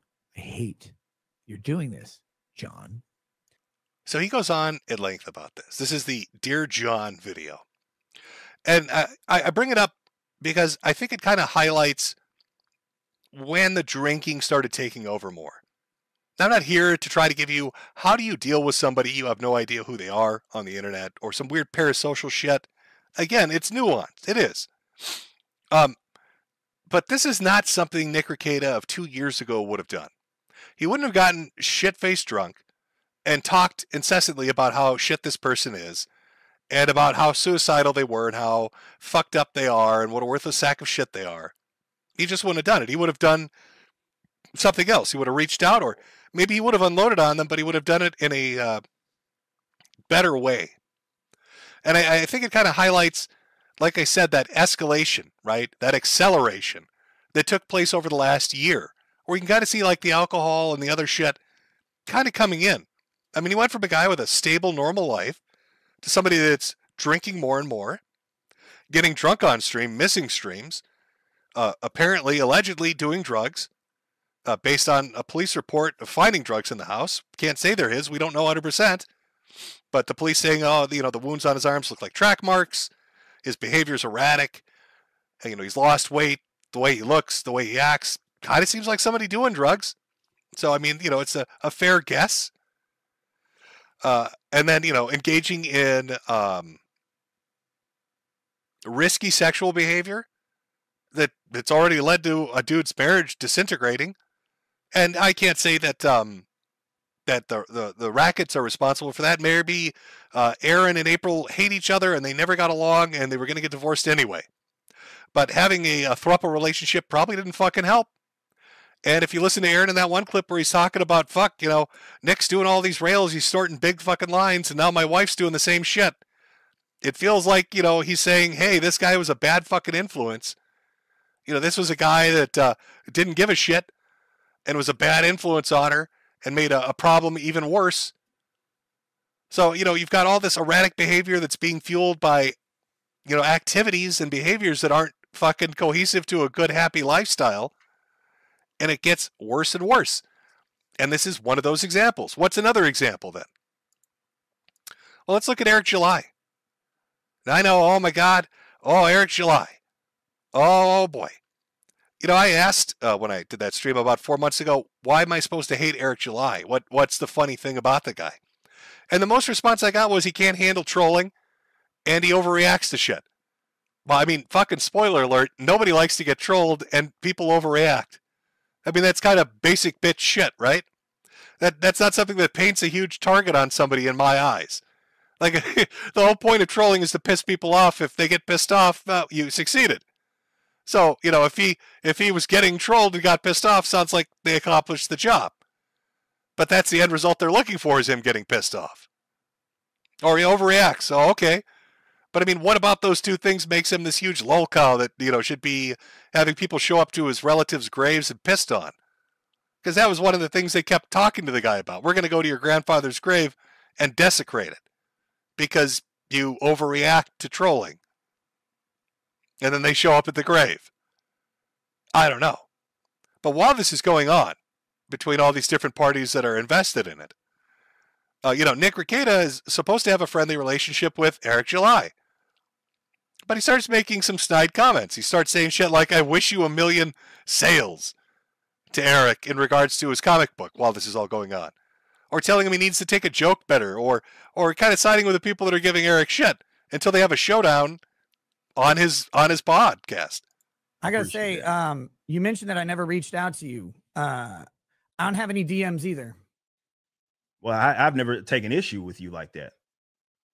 Dude, you called me out on 2 live streams by name. Well, yeah, because you were talking about me, Nick. The fuck? Like, again, this isn't here we go. We're back to square one, where it's like, I'm the responding agency here, and then you're like expecting having that expectation of me. I haven't contacted you because I haven't had a fucking problem. Sounded like one today, brother. No, I gave you my position, and that was my genuine opinion of the situation. I thought the shit was fucking corny. That was my position, and that's cool. That's all that it was. And yeah, like if I had like a genuine problem, and this is what I see you didn't acknowledge this, but when I said what it is that I said, I was like, hey, I don't have it. Disappointed as I might be, I don't have any fucking, I don't wish no ill will, and I don't got no fucking problem with you. Because if I had a problem with you, I'll just tell you, Nick. All right. So yeah, that's why you haven't got no DMs from me. Okay. Yeah, I have not seen any reason to quote unquote correct you or anything other than clarify my position of I think this shit's gay completely. Dick started it. I mean, Dick responded to Nina, but yeah, Dick started it, and that you eventually engaged. I think your fans engaged at the beginning and stirred shit up. And I do think that even though I don't think it's the cool thing to do, that not feeding the trolls would end this. But I'm not telling you to do that because you have a business model that involves monetizing your haters, making fun of them, showing them out to be fools, which they often are. Also, I'd like to point out the irony here. You know, we just watched Dear John. And if you remember, that video starts out with Nick going on at length about those fucking Kiwi farmers. And here he is chastising Eric July, saying, hey, you engage with your haters and you feed the trolls, and that's your problem, man. This fucking situation exists because you don't know how to hold back. When Nick literally is doing that. I mean, how, Nick, are you going to get angry with Josh and Kiwi Farms and people fucking with you online or talking about you or speculating and theory crafting, you know, and engage with that, and then offer the advice to some other guy going through some shit and saying, oh, you're doing basically all the shit I'm doing. I mean, was that introspection that we just caught there? What is that? Somebody explain it to me. I've laughed at plenty of those. I still laugh at it. Riley's a fat fucking retard and a stupid idiot for showing up at your business. If he did that to me, I would tell him he's a dumb motherfucker. Okay. So the reason I've never messaged you, and I say this publicly, is because you didn't want to talk about the lawsuit. I didn't want to accidentally drag you into that conversation. You could reach out. You did today, which is awesome. Is there anything else you want to say? I don't want to sit here and belabor this. I got no bad blood with you, man. I hated hearing that you thought that like I was being dishonest or disingenuous in any way, because I've never been. And if I had a problem, I would fucking tell. Again, I want you to think about how weird this is. Compare this to Dear John. I think this is really important. What was the two things already within the first 2 minutes of this that fucking kind of blow my mind? He was upset with the Dear John video because trolls were fucking with him, and he saw this guy as part of that trolling group and these fucking Kiwi farmers. He then turns around and tells Eric July, don't engage with your haters, even though that's what Nick does. You know, and now he's going into this. I'm going to back it up. I want you to listen to this again because it's kind of stunning. They often are. I've laughed at plenty of those. I still laugh at it. Riley's a fat fucking retard and a stupid idiot for showing up at your business. If he did that to me, I would tell him he's a dumb motherfucker. Okay. So the reason I've never messaged you, and I say this publicly, is because you didn't want to talk about the lawsuit. I didn't want to accidentally drag you into that conversation. You could reach out. You did today, which is awesome. Is there anything else you want to say? I don't want to sit here and belabor this. I got no bad blood with you, man. I hated hearing that you thought that like I was being dishonest or disingenuous in any way, because I've never been. And if I had a problem, I would fucking tell you. But I don't have a problem with you. I want you to make all the money on earth. Yeah. Here's the second point. I want you to really, really take this in. Nick felt betrayed because a former fan was going on Kiwi Farms and talking badly about him. And he probably is angry at Josh about that. And yet he can't seem to understand why Eric July would take umbrage with Nick when he is friends with people that are doing that exact same thing. He's looking at Dick Masterson and Riley and these other people, and Nick's kind of giving the statement where he's like, oh, I thought they were being stupid, but whatever, you know, it's not me doing it. Yet, Nick, you went on a 30-minute drunken tirade talking about how John was suicidal and maybe he should have pulled the trigger. You got that upset about it, but you can't figure out why Eric July might be upset that you're not going to bat for him, or that maybe he'd be upset seeing you associate with people that are talking about pissing on his grandfather's grave. That's strange to me. It's strange to me how you could have a 30-minute tirade and basically be doing everything that you're throwing kind of on to Eric July. It's weird. And I appreciate that. Tomorrow. People will always go, why don't you ditch Dick? And I go, because at the end of the day, no matter what you think about Dick, me, anybody else in this situation, Dick is honest. Oh, wait, you serious? Let me laugh even harder. And I'll say this about Eric. I like Eric. I want Eric to make $1 million a day. I don't think he engaged in fraud. A few minutes later. Never until today, until I gave you time on my show that was not for you. You begged to come on like a beta bitch in my fucking chat. You came in, you gotta talk to me man to man. You didn't talk to me man to man. You never sent me a goddamn DM on earth. You talked about me multiple times. You never sent me a fucking DM. Not one. Notice how the anger's ratcheting up while he's holding the drink, by the way. You know, we talked about this earlier as he kind of has descended into a spiral. You know, completely sloshed when he's talking about Dear John and his anger at this ex-fan for kind of stabbing him in the back. And now he's angry at Eric July for coming on the stream. He didn't express that anger in person sober, but now that he's got the drink in his hand, now he's angry. Not one. You have my phone number. You didn't send me a single goddamn thing. You thought all appropriate to talk to me. And when all I was going to do was play your clips and break down why you were legally wrong and nothing else. You came into my chat and you begged me to come on my show like a weirdo, like you don't have a bigger audience than me. A few moments later. You think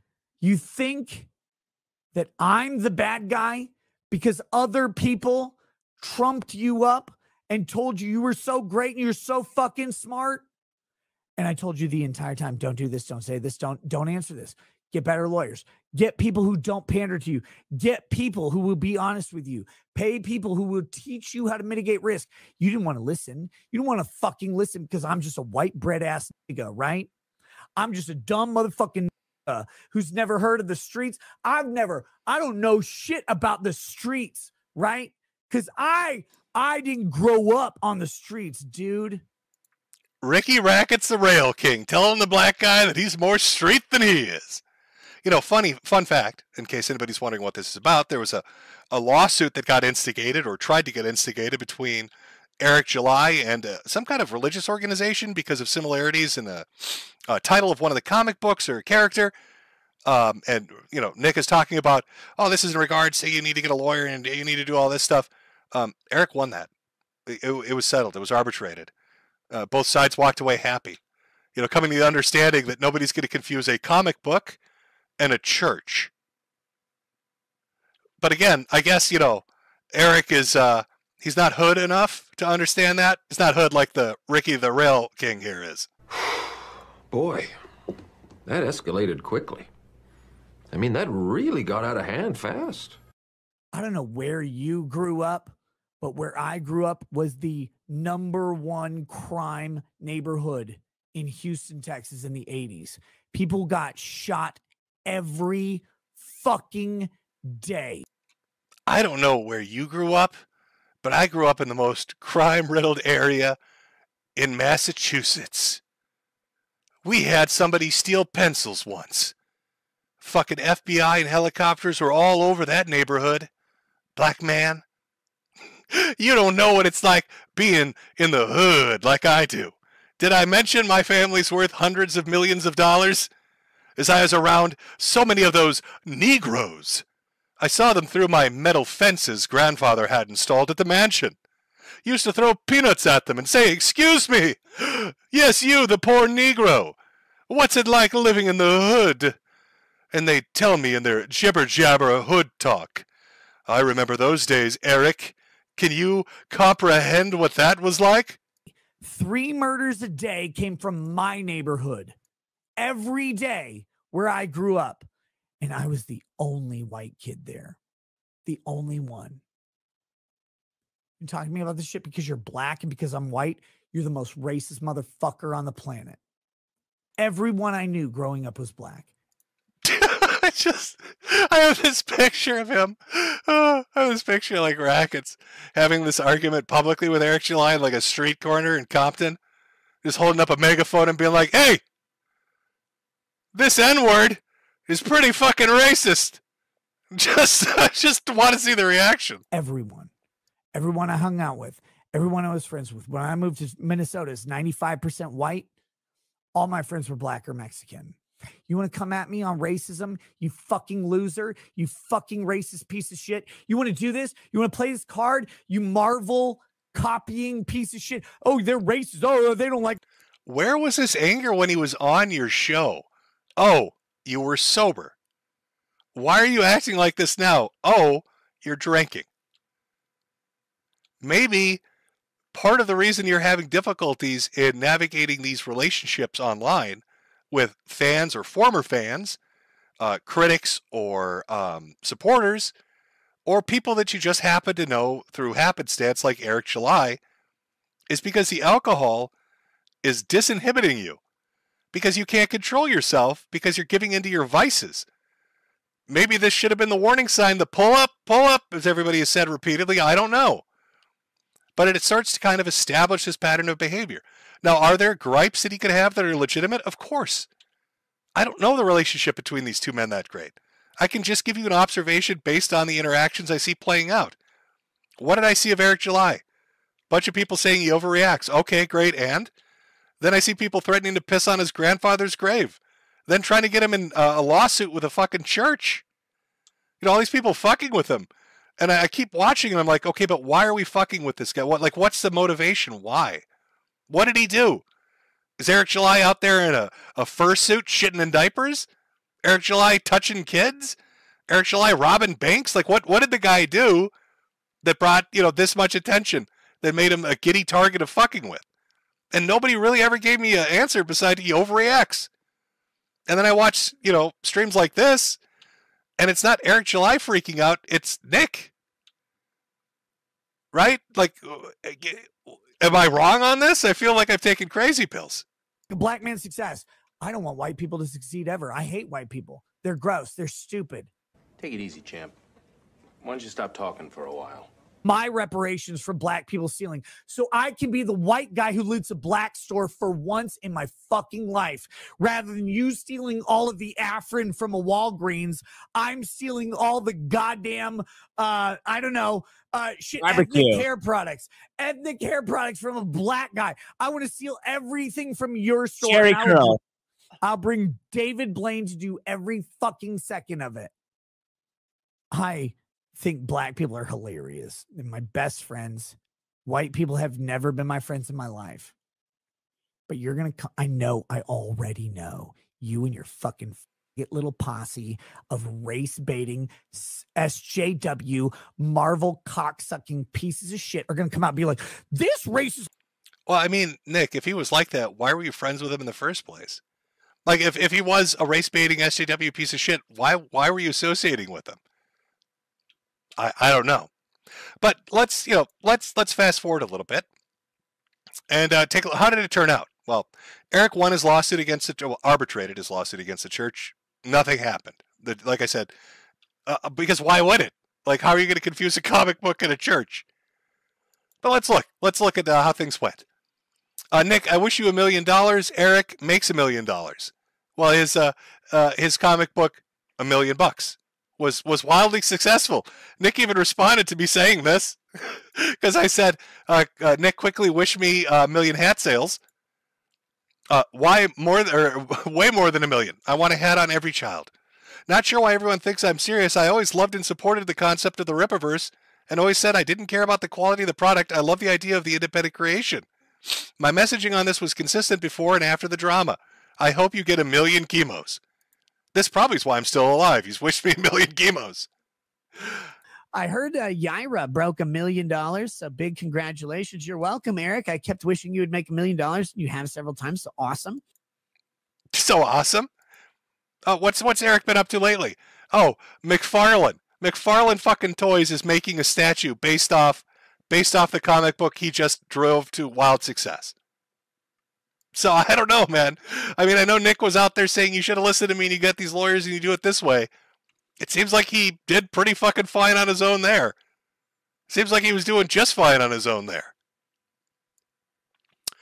So you're starting to kind of establish. He's getting into fights more and more. Maybe they're justified. Maybe they're not.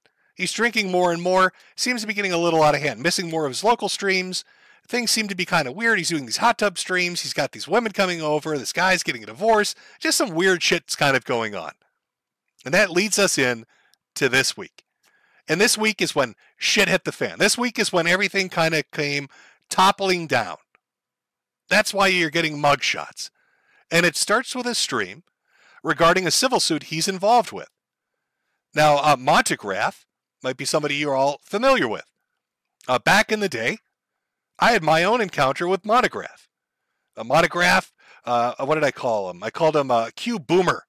And he had his little friend, Agent 99 or some shit like that. And they'd go around starting shit with people and threatening them to dox them and do this other shit.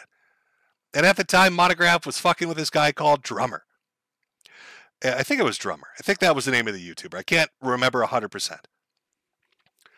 And so, I thought that's fucked up. And then I got into my own little shit-flinging contest with Montegraph like 4 or 5 months. Now, I'd like to...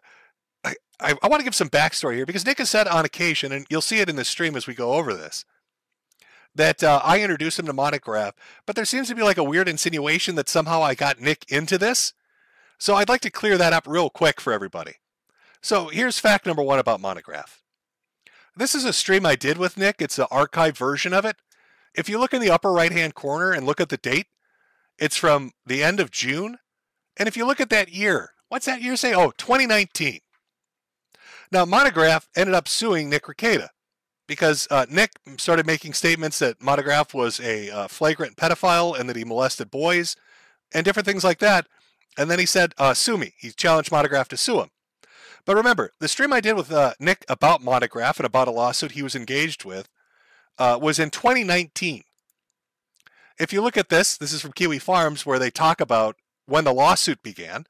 It says on the 11th of January of 2023, through summons issued on December 12th of 2022, Steve Quest, who's Montegraph, sued Nick Rekieta for defamation, intentional and negligent infliction of emotional distress based on statements made in October of 2022. So that's over 3 fucking years later. Now, if you go back and watch those streams about Montegraph that I did with Nick, where we talked about the case, or about the independent ones that I did talking about what he was engaged with Drummer, you'll see that I talk about Montegraph as being a Q boomer. I make fun of him for being old and weird and tell him his memes are shit. But that's about the gist of it. I mean, there's nowhere in those streams where I say that Montegraph is a pedophile. So I'm not saying that Nick is like insinuating that I'm the one that put him on this path to make these statements. but I never said them myself.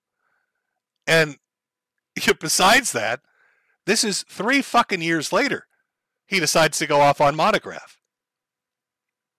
So I just wanted to put that out there to clear that up a little bit. I'm muted. Ugh, I know the feeling. So this all leads into, this is a backstory. So Nick is dealing with this lawsuit, the civil lawsuit with Monograph, who's suing him. He hires like a big boy lawyer, Randazza. You know, like this is the free speech lawyer. This is the big buck motherfucker that's going to come in and clean house. And he's up against Monograph, who's got like a guy from a strip mall. And they file some kind of appeal or some shit related to the rules under which the case is going to be held, Colorado, Minnesota, whatever. And you'd think that's going to be like a clear, easy victory, right, for the big dollar lawyer. That Randazza is going to come in there and he's going to win that case. But Monograph wins it. His lawyer, his strip mall lawyer, wins it. So Nick starts up a stream to talk about the Monty appeal in regards to a civil case that's now been going on for 2 fucking years, based on these statements he made back in October of 2022. And this is really what kickstarts this week. It kind of brings in all these different threads we've looked at for what's going on with Nick Rekieta and all these kind of weird things that have been happening for the last year or two. All kind of comes to a head with this stream. And it's fucking wild. It is crazy. Nick is completely fucked up on a level that you can't look at and not come away and be like, this guy has an addiction problem. And he's saying some bonkers shit that's going to definitely impact him, not just in his civil case, but in his upcoming criminal cases. But Nick does his stream. He starts his stream. And I'm used to him being over on Rumble. One of the things that you need to know about Nick Rekieta is he had a Rumble contract where he got paid exclusively to kind of stream there. He had to direct people over, and it's weird shit, kind of flipping between Rumble and YouTube. But I don't know if that contract didn't get renewed, if they dropped him, if there was troubles with the negotiations, what the fuck happened with it. But he's been streaming more on YouTube. So I happened to see that he's over on YouTube streaming pretty late at night. And I was like, oh. And I saw it said Monty. So I thought, oh, maybe like the case is over. So I show up in the chat, and it's about 40 minutes into this thing. And apparently he had gone on a bathroom break, and it'd been nearly an hour. He disappeared from, like we do a 5-minute break here, maybe 6 minutes. He just said, hey, I got to go bathroom break or check on my wife or something. And I'll be back in 10, 15 minutes. 45 minutes later, coincidentally, about the amount of time it takes to have a K-hole experience, just saying, he comes back to the stream, and we begin with this. So let's jump into it. I'm muted. I'm fucking muted. Jim, God damn it. Let me reread this chat. This is from Metokur. Metokur, if I was Asian and gay. He said,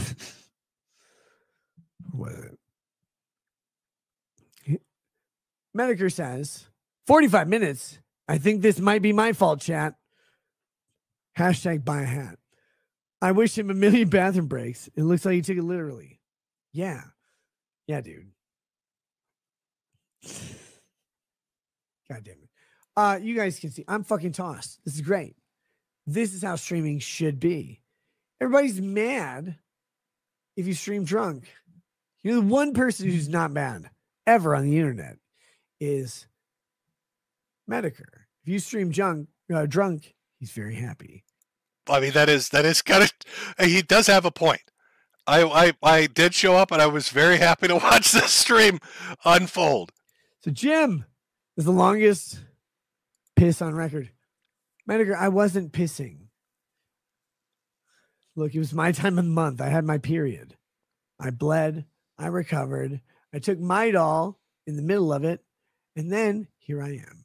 Here I am, my brother. Tell me more about COVID masks. God damn it, you sick fuck. Why don't you ask Minnesotans for help?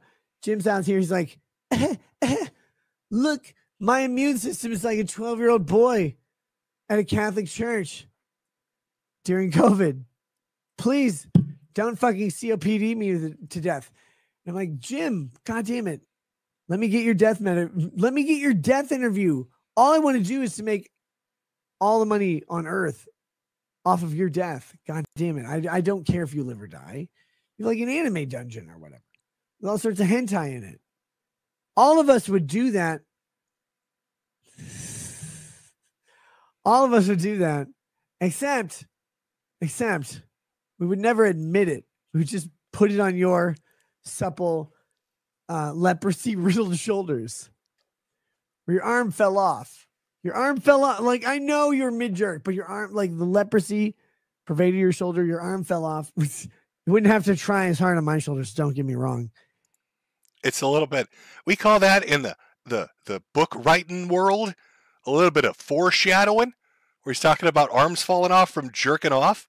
You'll see what I mean later on in this stream. And like falling down, like forearm and upper arm or whatever, that just did it. That just did it. And I know, but like the leprosy severed of that. I would crowdfund every amount of hat I can to just get your leprosy riddled arm back on your supple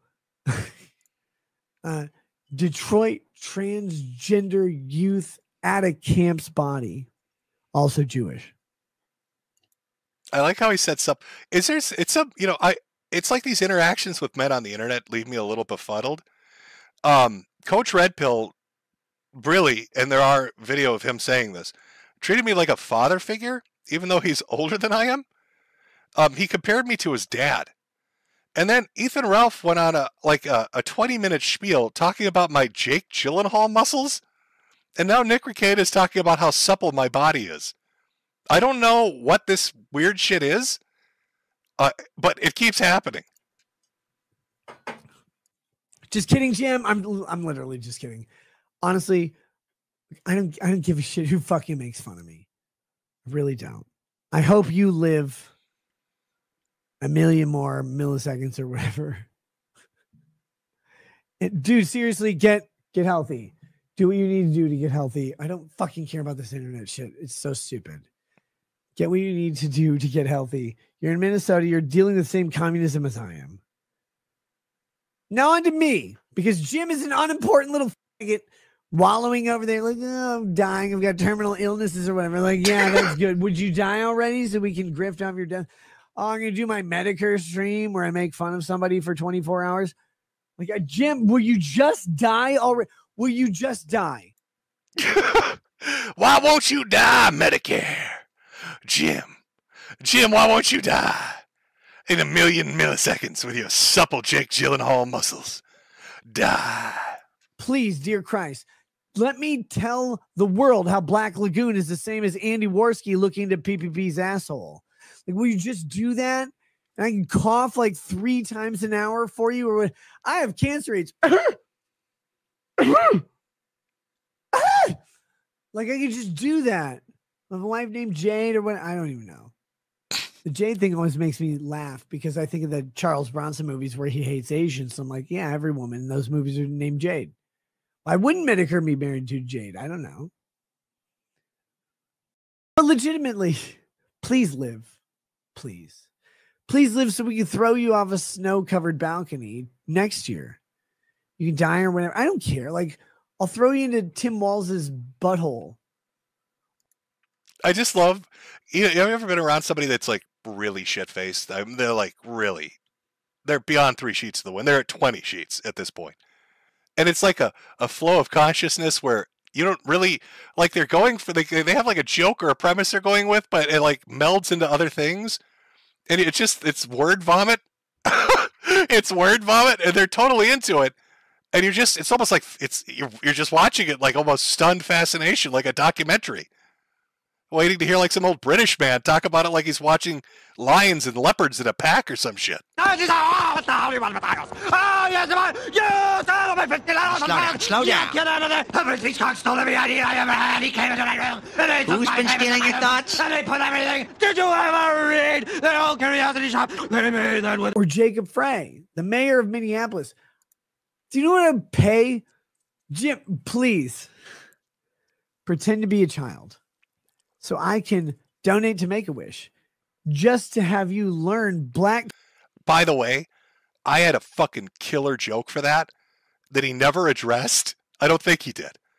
when he said, "Jim, pretend to be a child" in chat. In chat, I had commented and said, "I don't know with Vito around if I feel comfortable pretending to be a child," and he never picked up on that one. It was killer. It was gold. Should have mined that one. People dancing from Jacob Frey and record it.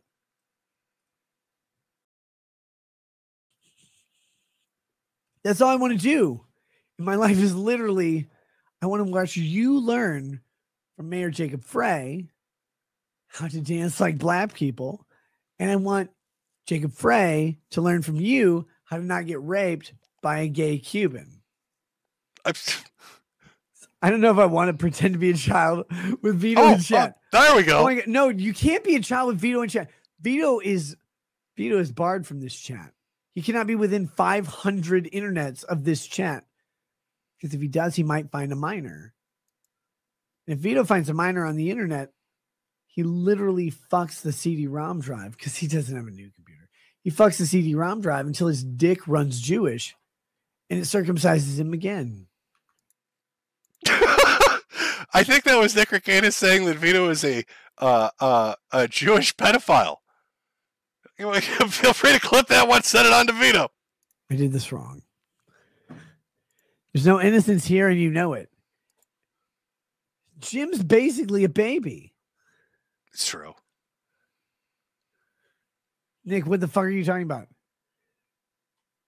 Vito being a pedophile, Monograph being a pedophile, Metokur being dead from cancer AIDS, Legal Vices being Korean. How is this hard? You've been like, did you piss out your bladder? No, I only pissed for a very short amount of time. What I did the rest of the time is between me and you.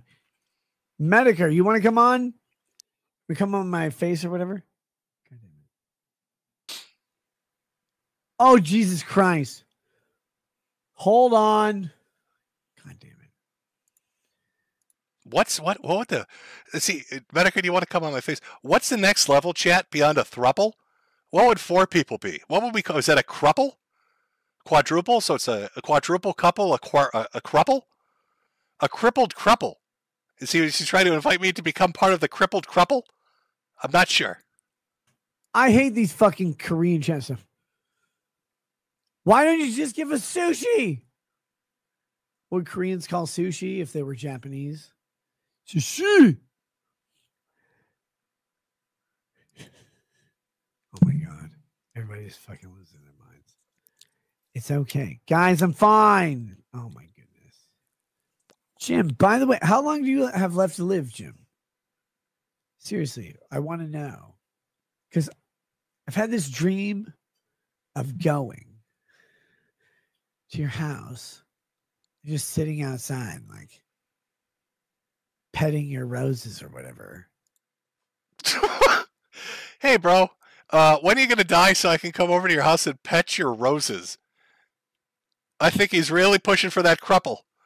I think he's really... Is this how he sweet-talked Aaron and April into it? Hey, Aaron, when are you going to die? By the way, ever get your dick sucked by a dude? Is that how he snuck in those DMs, Aaron? Do you have flowers? I don't know.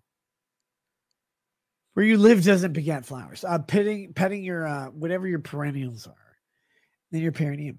Like, oh God, Jim, I just want you to live through this. Will you please have an enlarged prostate, but then get over it? And you're like, no, Nick, I can't. COVID has got me. I called government at first. I told them that COVID was going to kill millions of people. And then it did. And I'm like, Jim, the elderly aren't people. Neither are blacks. And you're like, no, but that's who they killed. So it killed old people and black people. I'm like, well, there aren't old black people, so those are white people. And then he killed black people. And you're like, I'm like, Jim, why are you so scared? And you're like, I have COPD of the vagina or whatever. I'm just as lost, chat, watching this the second time as I was listening to it live. But boy, was it entertaining. I don't like if talking about like Mayor Frey and gay Cubans moving into petting roses and then COPD of the vagina and COVID. I don't know where we're going with it, but I'm on board. I just don't want to die from Governor Tim Walz. Jim, I will protect you. I will put my mouth, buttocks, whatever it is, over your fragile, sensitive vagina. I'll save you from that. but your skin isn't going to give you COVID. And I didn't have COVID. What am I? Jewish? I don't have COVID. Come to your house, sit around in your front yard until you come out because you can't stop me anymore.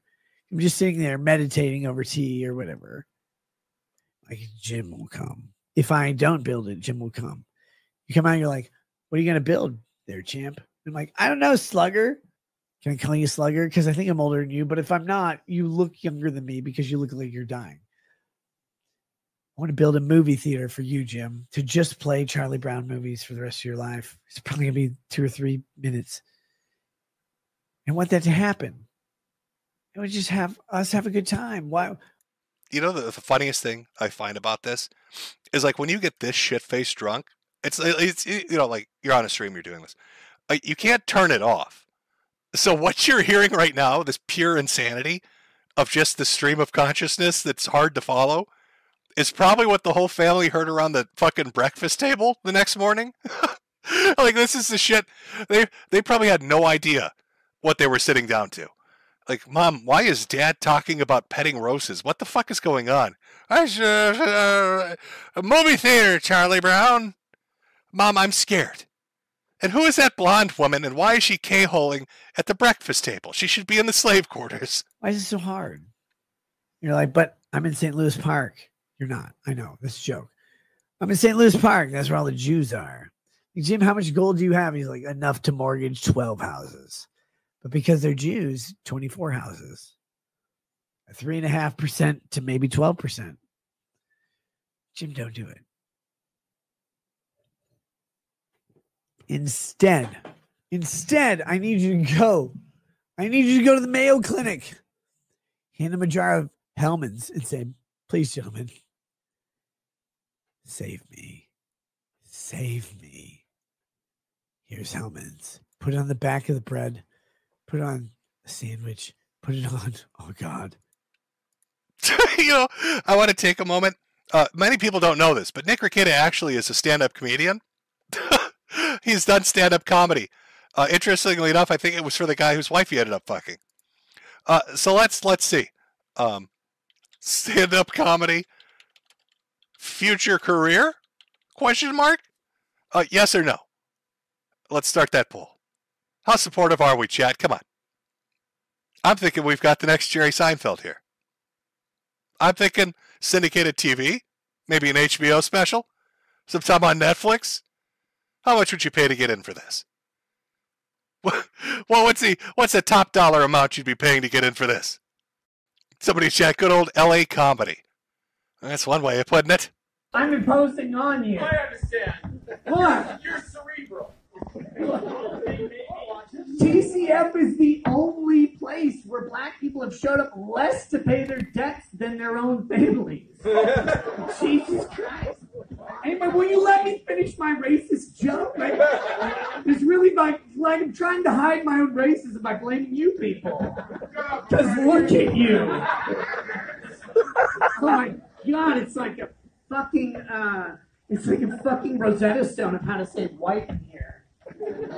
Blanca, blanco, blanc, white, who white, Wigger. Oh shit, that was a hard R. Sorry, Riley. I think I found the next career after the law, stand-up comedy. Just get totally shit-faced drunk and talk nonsense about mining gold and petting roses. Classic Seinfeld. What about the airline peanuts? Tim Praise fucking Cuban men. I don't fucking know what's going on. Put it on a soup. Chicken wings. I don't care. I just need the Hellman's mayonnaise to keep me sustained.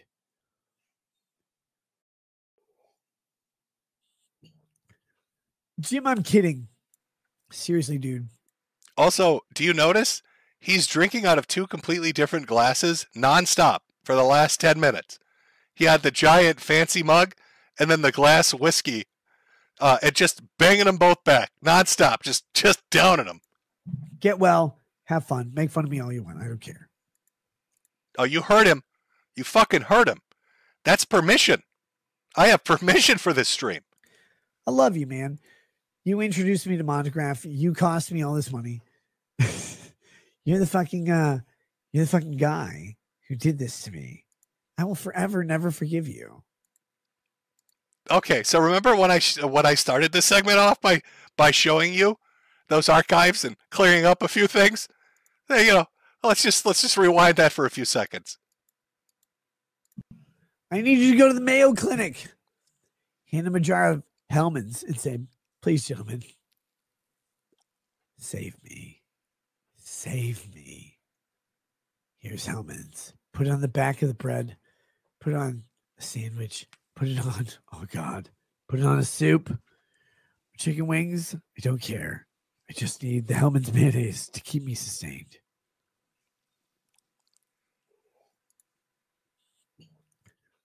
Jim, I'm kidding. Seriously, dude. Get well. Have fun. Make fun of me all you want. I don't care. I love you, man. You introduced me to Monograph. You cost me all this money. You're the fucking guy who did this to me. I will forever never forgive you. Like when you finally die and they bury you in the ground, I'm going to go find your corpse. I'm going to dig you out. I'm going to donate to you to the U of M. And I'm going to say, oh no, this is a Muslim whose suicide vest didn't go off. Can we put it back on him and send him into Israel? He wants to blow my corpse up because of the Montegraph lawsuit. You know what I find funny is, remember when Ralph got super shit-faced? I know, talking about Ralph, why would you do that? Who is that guy again? You're right. But remember when he got super drunk? Just shit-faced blasters like, Nick Rekieta told me it was okay to come on your... Nick Rekieta said I could masturbate on your gravestone. I'm going to come nut all over your fucking grave. Do you understand? And if your mom is dead by then, I'm going to come on her grave too. Both at the same time, because I got a lot of nut, you know. I mean, I just breathe on the bitch and she's pregnant. And you can't stop me. It's not against the law. Nick Rekieta told me that wasn't against the law. Nick Rekieta told me that wasn't against. Do you understand? Nick Rekieta told me I could come on your grave. He told me I could come on your mother's grave. And there was no problem. And now here's Nick drunk, openly talking. What is it they say? Sober thoughts or drunken words? Talking about wanting to dig my corpse up and desecrate it? I almost wonder if he really did tell Ralph it was okay to come on graves. And we will FedEx that motherfucker to Israel. His name will be Muhammad Allah, who, I don't know, Boba Tea or whatever. I'll put the vest on him. Say, go in peace. Find your 72 virgins. And that man will flow right into Israel. He will blow up in Town Square. He'll kill probably 2 or 3 Jews. No Jewish women, because they keep them for the calendars. They don't put them on the front lines. And then, only then will he go back to Muslim heaven. He will find, oh my God, 72 World of Warcraft players. And all of them play Warlock. And they're all like, please, please, please, please, don't bend me over. Keep me standing. Because that's how I like it. Does anybody know what the fuck he's talking about? Like, I'm amazed that he can sit straight up. If I got drunk to this point, I wouldn't even be coherently saying words. They'd just be sounds coming out of my mouth. Be like wind. People would think I was whistling.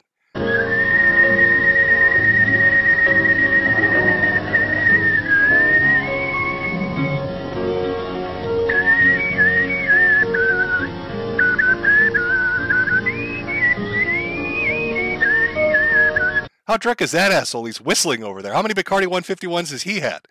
Nick's just pounding back glass after glass of whiskey, going on about digging up graves and putting suicide vests on them. Like, what the fuck is this? And Jim would be like, why is I didn't do the suicide bombing. And I'll call hell myself. And I'll be like, hey, by the way, Jim, I did this. I did this to you.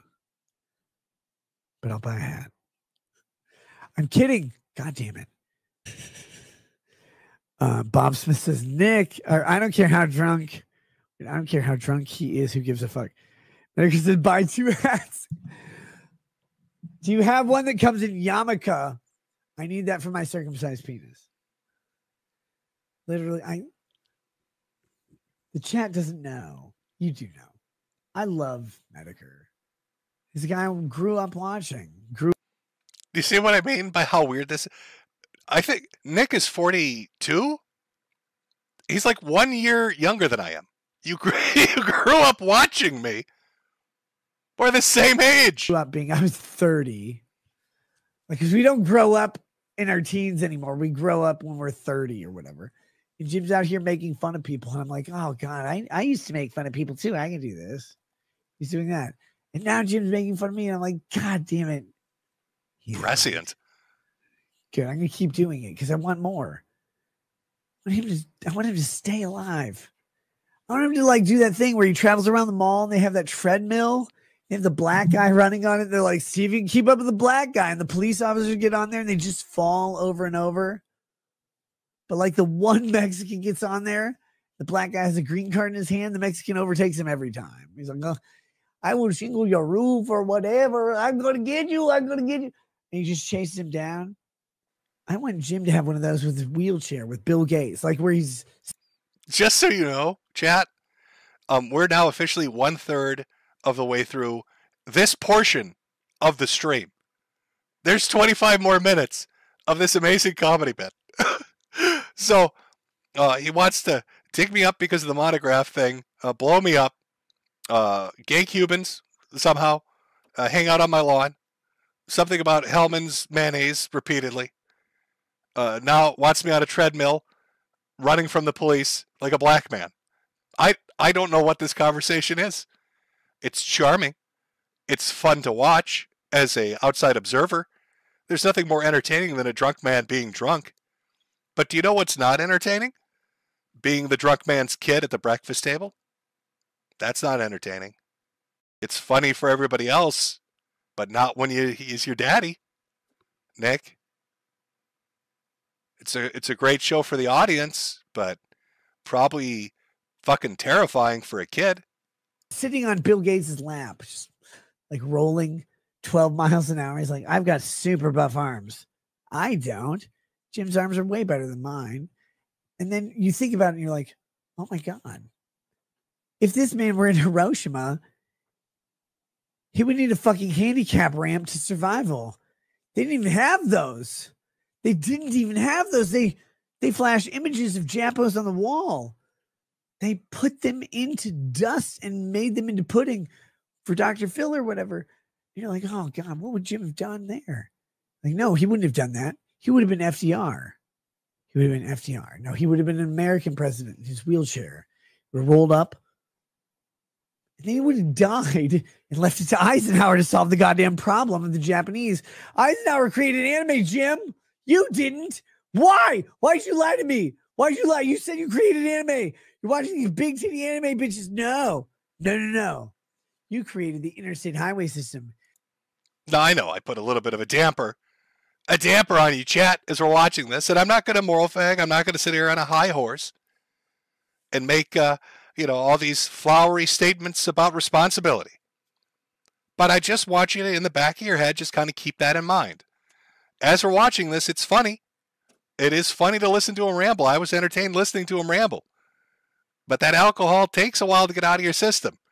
And if you're doing that every fucking night, if you're doing drugs every fucking night, if you're screwing whores every fucking night, the people that are exposed to it at the breakfast table are the ones that aren't going to understand it. And they're not going to find it funny. So think about that, the difference of proximity here as you as the outside observer and the people that would be on the inside watching this. And just ask yourself how funny it would be. How funny it would be to have daddy drive you to school. How funny it would be to have daddy talk like this at the breakfast table. Or be in a bad mood because the shit's coming out of his system. Or how funny it would be daddy doesn't have time to hang out because he's got to fuck a whore. In your house. You created legal drinking age of 21. You created everything wrong with America. You tried to give it to FDR, but it was Eisenhower. Eisenhower's you. Like, oh, I have a wheelchair too. No, you didn't. You didn't, Jim. You didn't have a wheelchair. You had internet access and a time machine, and you went back. You dropped the bomb on the Japanese. Thank you, by the way. You should have done more, but you didn't. Instead, you left karaoke bars, sushi. What the fuck is wrong with you? Big booty bitches, like knocking themselves, like animated ones, because no Japanese women have an ass. They don't have an ass because they don't matter, because Japanese men just want a hand. Hand up, hand out, just like communists. They're like, oh, wait, I can do this. And then their hand becomes a futanari. Have you seen? I know you know this. Their hand, a slit opens up here, like in Vampire Hunter D, and instead of a mouth, an intelligible conversation, a giant black cock comes out. And I do like that he knows at Vampire Hunter D about the hand with the mouth on it. Like, he does watch anime. There's no way he'd know that if he was completely unfamiliar with it. I'd replay the Goon clip, but I've really milked that for about all it's worth. I can't go back to it. But we're like halfway through, 15 minutes into this, and I'm so lost. I don't know what the fuck he's... Remember, this is going over the fact he lost the appeal, or Randazza, I should say, lost the appeal, because Randazza's representing him, to Monty in his civil case. This is him talking about civil litigation for saying wild shit online. And during this fucking stream, he talks shit about Monty again, which I'm sure Randazza loves. I'm sure he's fucking thrilled with that. like, this is Elizabeth Warren. Then they die fucking themselves. And you're like, no, this is good. I'm like, Jim, no. Why would you create anime? No, please nuke them again. Please nuke the Japanese again. Just tell me it's a campfire. They're like, what? We don't direct a campfire. I'm like, no. Keep your paper wall, rice paper. It's even worse. Keep your rice paper wall structures. I hope your government buildings are rice paper too. The North Koreans at least learn how to use concrete. But again, ask the Chinese how you give birth. They'll tell you the men behind the sun, right? Or whatever. They'll bind your legs and they'll... Do you, like, what the fuck is he talking about? I can't... I don't know what the fuck he's talking about. Like, trying to follow, it's really difficult. It's funny, but it's really hard to follow. They'll call the baby retarded because it looks Vietnamese. And they will just kill you. And no. You sit there and you're gonna be like, no, we want to create anime. We'll create Japan. Japan will be better with anime and Tom Cruise. Stop. No, don't do it. Don't do it. Remember that rollerball movie where James Caan killed Japanese people with his bare fucking hands? That's what we need. That would stop anime. A nuke doesn't stop anime. Bare fucking hands of James Caan, he'll kill every anime motherfucker on the planet. He can team up with Charlie Bronson in Kinjite.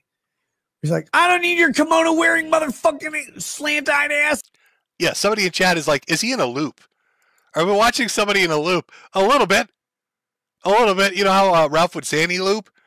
Hey, you find somebody with like a substance abuse issue where they imbibe a little too much alcohol, they're doing a little too many pills, they're doing whatever it is they're doing.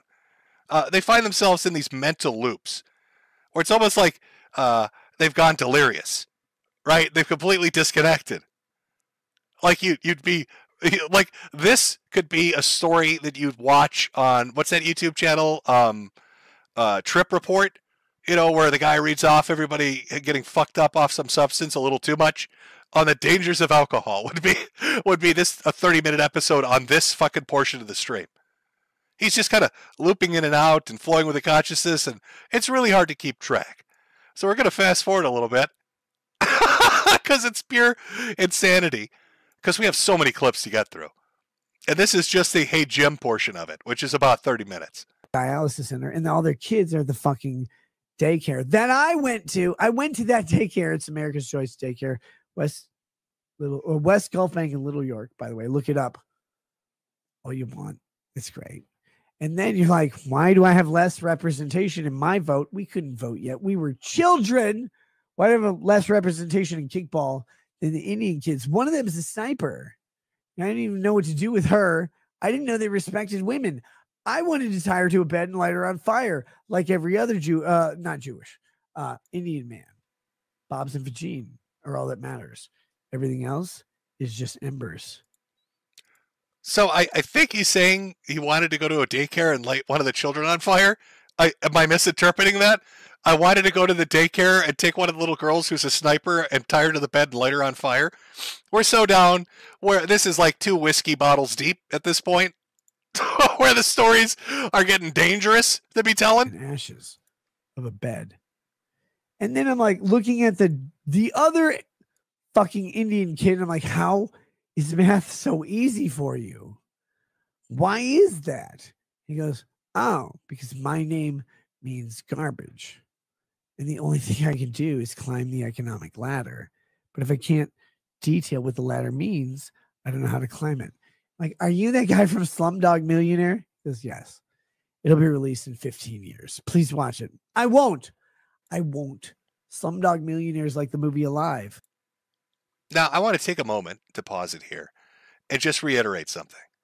This was a guy at one point that had a viewing audience of 100,000 plus people watching him on a live stream. Crazy numbers. Bigger than I've ever come close to. Bigger than the biggest people on Twitch do. Like, yeah, there are streamers out there that'll hit really, really absurd numbers. But like he was up there. 100,000 plus people watching him. He could turn a stream on and have a ton of people watching him.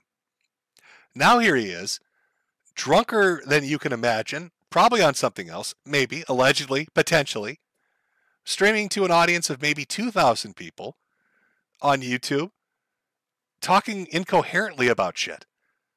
Look at the disparity between that. How do you go from an audience of 100,000 people making 5 to 6 figures a month in super chats to streaming at midnight about a lawsuit you're losing, drunk off your ass, incoherently talking to an audience of maybe 2,000, of which maybe 3 or 4 people have donated the entire time because they pity you? What the fuck happened in the span of 2 years?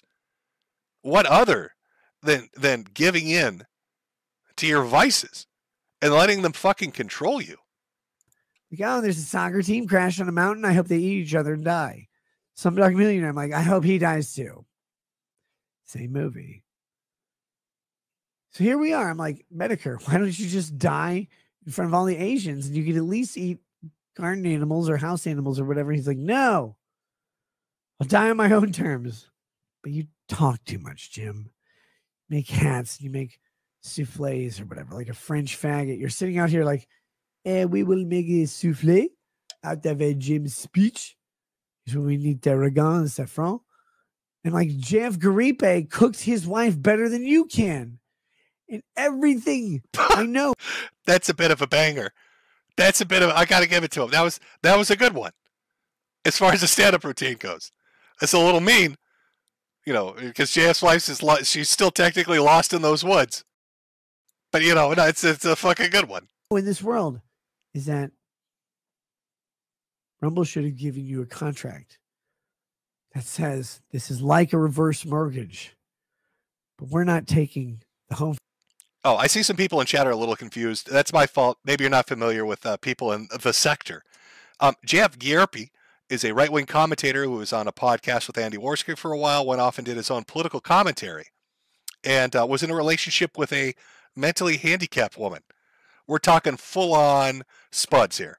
Super potato. And he is sexually attracted to that. So he's very happy she was in the relationship with him. Everything seemed lovey-dovey.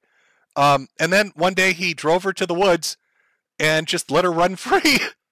And I'm not making that up. That's what he told the police. She disappeared from the face of the earth, and he said, you know what? I took my retarded wife to the woods and let her out of the car and said, go live free in nature now. And nobody's seen her for like a year now. So that's who JF Gierpe is, for those in chat wondering. From your kids, we're taking the home from your wife in the hopes that she doesn't parallel park it in the Pacific Ocean. Metokur says, iPad touch are long. I can't imagine how many electronics kids would end up destroying by just using them. Jim, 5 children. Pretend they're all rich. Like billionaire, they're not, but pretend they're all billionaire rich because they're children and children are stupid. What they do is they're like, oh yeah, I can have another one. Like when Leonardo DiCaprio looks at a Victoria's Secret model, he's like, yeah, I got one. I can have another. Your kids look at your iPad, their iPads. They're their iPads that they're ruining. You go, yeah, I can fix this. No, you can't. You telling me you can't fix this? No, I can. Okay. That was the Hey Jim part of the stream. But next up is catastrophe. Like, this is such a bad decision. This is such a horrific decision. I can only imagine his lawyer was somehow alerted to this and was watching it like, oh, fuck. What do you, well, you know, to be fair, with Roy Diaz are probably charges, he's probably like, keep doing it. Oh, yeah, no, insult the judge more. Because then I get more money representing you. Please, actually, have another drink. You know what? I've changed my mind. I bet Red Daza was cheerleading him on. He was cheerleading him on this. So let's see what our boy Ricky Rackets the Rail King has to say about the judge. And then we get to file a motion for summary judgment after discovery because the judge, Jennifer Fisher, yes, like The Office, decided that you needed to have discovery. The only fact outstanding on discovery was Montegraph's alleged damages. I don't know why we need those. I don't know why Montegraph needs those. But that's the thing that was standing out. Everything else was there. Our judge is literally fucking stupid. I'm going to say it. Jennifer Fisher, Chief Judge of Wilmer, Minnesota, Candy-Ojai County, is touched not by an angel, not even by a priest, but probably by retardation. She does not know. So it's a good start. Let's start off by saying that our judge is a fucking retard. Make sure to name her explicitly and the district she serves in so she knows you're explicitly talking about her. And then explain how fucking retarded she is. Basic facts or elements of common law. She doesn't know Minnesota statutory law. When she tries to apply the law to facts, and I know this from previous cases with her, by the way, she gets it wrong. I love it. He's like, not only is she fucking retarded in my case, but I've worked with this retard. Let me tell you how fucking retarded this retarded water brain is. And you know, it's crazy. I know what people are going to say. Those cases that I had in front of Jennifer Fisher, the chief judge of Candy-Ojai County, when she applied basic common law principles on contract, incorrect. She applied because she said, I can do whatever I want. Basically, she was not at that point judging in the district court. She was judging at the small claims court level. She said, no, that's not how contracts work. I'm like, Judge, that's how contracts have worked for 450 years. You don't get to just change that. Like, we win. Guess what happened? We won the next time we got to the hearing because, like any boring stereotypical woman, they will sit there and tell you why you're wrong over and over and over again. But lo and behold, yeah, so this stupid fucking whore that wears this little fruity black thing, she's got a little gavel on it, thinks she has power, dumb bitch. Well, this stupid whore, or as a dog, as Coach Red Pill, Chef Red Pill would tell us, thought she had power over me, but I waved my dick at her. I'm like, hey, bitch, I'm Ricky Rackets the Rail King. I don't know what the fuck's going on here, but you little retarded ass needs to get the fuck off that bench and lay down, bada boom, you know what I mean? Spread those legs, honey. Oh, I don't want to hear no law officiating. I want you to suck this dick. If you just wait a day, they'll come around to your thing and they'll go, you know what? You said I said you were wrong, but you weren't wrong. I just really love the taste of liquor being squeezed out of my vagina. And then they drink it. And then they do whatever. Yeah. Squeezing liquor out of the vagina. Now, let me just time code this. 216. Okay. I have only once in my life seen somebody say something like this to a judge. Only once. And I'm not talking about insane people that are high on meth in the fucking, holding cell at the local jail. I'm talking full-on schizo shit. Would you like to know who said something similar to squeezing out pussy juice to a fucking judge? Would you like to know the one person I've ever encountered that's done that? You might be familiar with him. A little guy by the name of Francis E. Declan Esquire III. They didn't have alphabets, not even numerals. Send an automatic typewriter today. Yeah, that guy. Well, he was a prolific writer and he hated the legal system. So one day, Francis decided to write a judge and explain to him that his wife was a fucking whore. And it's so close to what Nick is saying, it's spooky. Just take a listen. As additional evidence, during the last week of my within-mentioned month-long, worse-than-a-farce Nazi court criminal trial in Nassau County Court, 1958, where dwarf-dead felon, gangster, parroting, puppet, rectum, lapper, sodomist Judge William Sullivan's ball of fat felon slut wife, she, as planned, sat in the front row, repeatedly stripping her overclothes and completely pulling up her dress and slip and pulling aside her old-fashioned pink bloomers in order to display her anus, her conch. She repeatedly gesticulated and whispered, "I'll give it to you to suck. Finish him." I'll give it to you to suck. I love that this is like Nick's legal strategy. Like Nick is literally his legal strategy. He's sitting down with Randazzo, who charges $40 billion an hour. And he's like, I got it, bro. I'm going to go full Francis E. Declan Esquire on this bitch. I got it, buddy. I'm going to teach this slut a lesson. Gesticulating her cunt. Telling me to lick it. That's brilliant. That's going to go over so well in court, buddy. And then we get to file them. So well. And then they drink it. And then they do whatever. And I'm just sitting here going, most of the judges in Kansas County are men. How are they going to squeeze vagina liquor into my mouth? I don't want them to. But I told you. I fucking told you. It's Francis E. Declan Esquire. Gesticulating her cunt, trying to get me to lick it. Is that Galifianakis? Am I Barack Obama? Am I Joe Biden? No. I do not want man juice in my mouth. So I go, can you just apply the fucking law? Can you just apply the fucking law? And when they do, they go, holy shit. It supports Nick's client. Here's the thing. I'm not a good lawyer.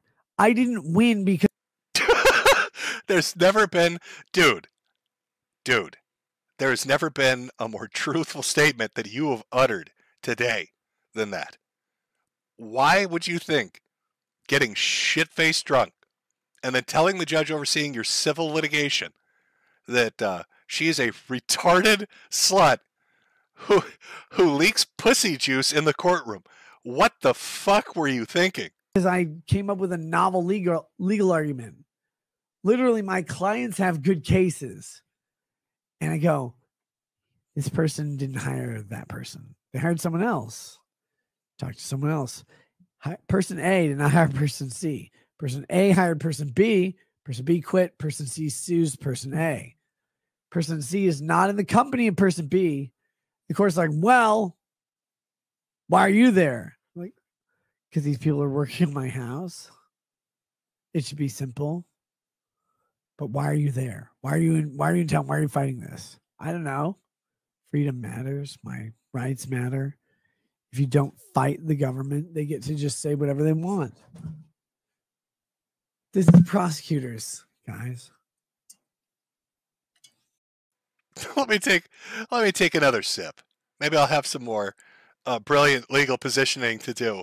Oh, have another little sip, and then tell the judge about her leaky pussy. This retard with her leaky pussy. I'll see you in court on Monday, Your Honor. Try not to slip and slide. Put out a wet floor sign when you're walking by, you stupid whore. What? It's just... Why? Why would you do this, Nick? Why would you ever do this? Why would you ever go on a live stream and do this? What compelled you to think this was a smart decision? Holy shit, bro. Now, I'm jumping ahead a little bit. But the reason this is particularly funny is the name of the judge, Judge Fisher. And I'm almost 100% certain, I could be wrong. If I'm wrong, I'm wrong. That after he was brought up on charges, again, I'm skipping ahead, the judge that will oversee his criminal trial, can you guess, chat? Can you guess who the judge is who's going to oversee his criminal trial? Take a wild guess at who got assigned Ricky Rackets the Rail King's possession and weapons charges trial. If you guessed the woman he just called a retarded whore whose pussy leaks everywhere, you guessed correctly. Not only does he have a civil case before Her Honor, he also has his fucking legal case, his criminal cocaine case, in front of the woman he just spent 5 minutes calling a dumb whore. Imagine the joy on her face. Imagine the cartwheels she's going to do through the courtroom when Ricky Rackets the Rail King walks in. Because she's seen this. There's no way she hasn't seen this. When he walks in that fucking courtroom. And she just looks at him like, oh, do you have a case before me, the retarded whore? Oh, I'm sorry. Try not to slip on my pussy juice. What the fuck? This outclasses anything Ralph has ever done. Ralph has done some dumb shit in court. But like this is next level gamesmanship. This is 4D chess. This is some Donald Trump Orange Man shit. What the fuck am I looking at? We're underwater scuba diving poloing this shit. My best legal strategy is to call her a stupid whore. That's going to get the cocaine charges dropped. Oh my God. We got more. So after the gym stuff and after telling the judge that she's a dumb whore, he of course has to circle back to Monty because we still got that, civil trial going. Let's make sure we fuck that one up too. I want everybody to remember the first time I talked about Montegraph was when Jim, Mister Metokurs, asked me to come on his show and talk about Montegraph losing a defamation lawsuit against someone calling him a pedophile. That is true. Montegraph had lost a defamation suit, or he lost a lawsuit against a guy. And I brought on Nick, because Nick was the online lawyer guy, and I wanted to know what he thought. Like, what are your thoughts on this? What are your thoughts on this guy and how he won this trial against Montegraph? Because Montegraph wasn't able to intelligibly defend himself from being called a pedophile. And so he lost the case. The guy who called Montegraph a pedophile won the case. And so when Jim introduces me to this guy, it's like, by the way, here's this guy. He just lost a lawsuit for defamation claiming people were calling him a pedophile and it was defamatory. He's like, no! And I'm like, gross. I don't know why I would believe it. Who knows? Oh, here's the exhibit in Exhibit 1 DVD. Defendant, with his face and voice, accuses the plaintiff of being a pedophile. The live stream broadcast occurred on April 6, 2019 from the defendant's Blackstone Intelligence Network YouTube channel. The defendant falsely accused the plaintiff of pedophilia a number of times during that live stream. Over 4,500 people heard and saw the video, which triggered this very lawsuit. So this is his follow-up, I guess, because the first one made no sense. And he's trying to... this is more specific. Is that specific enough? No. I mean, it's not going to be specific enough to overcome the jurisdiction problems, because he would have to prove that he had directed the acts towards Colorado.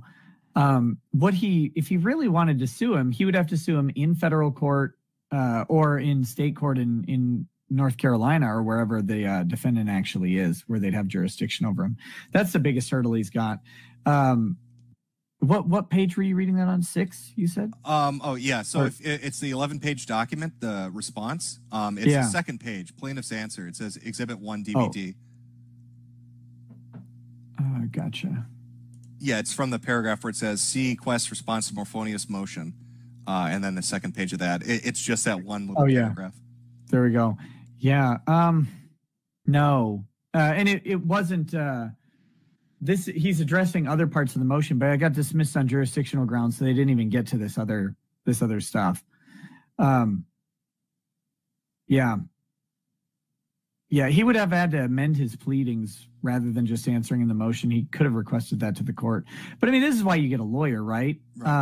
The interesting thing is he raises kind of a good argument on page 3. There's one where it talks about he is a journalist with a standard of journalistic integrity. This is actually part of a defamation cause of action. Where is it? Where you argue that basically they... is it the third paragraph? The defendant's introduction to this very lawsuit explicitly points out what a professional independent journalist the defendant is, coupled with his investigational skills. I literally believe and affirm everything I've ever said about Montegraph. There you go. Belief doesn't make it true. Poor man's gold PMG. It's not about what makes something true. It's about whether or not you reasonably would know it to be false. It just keeps going. Just keeps going. Now, I can't speak to the civil suit. I don't know anything about this legal shit. I don't know how the lawsuit's going.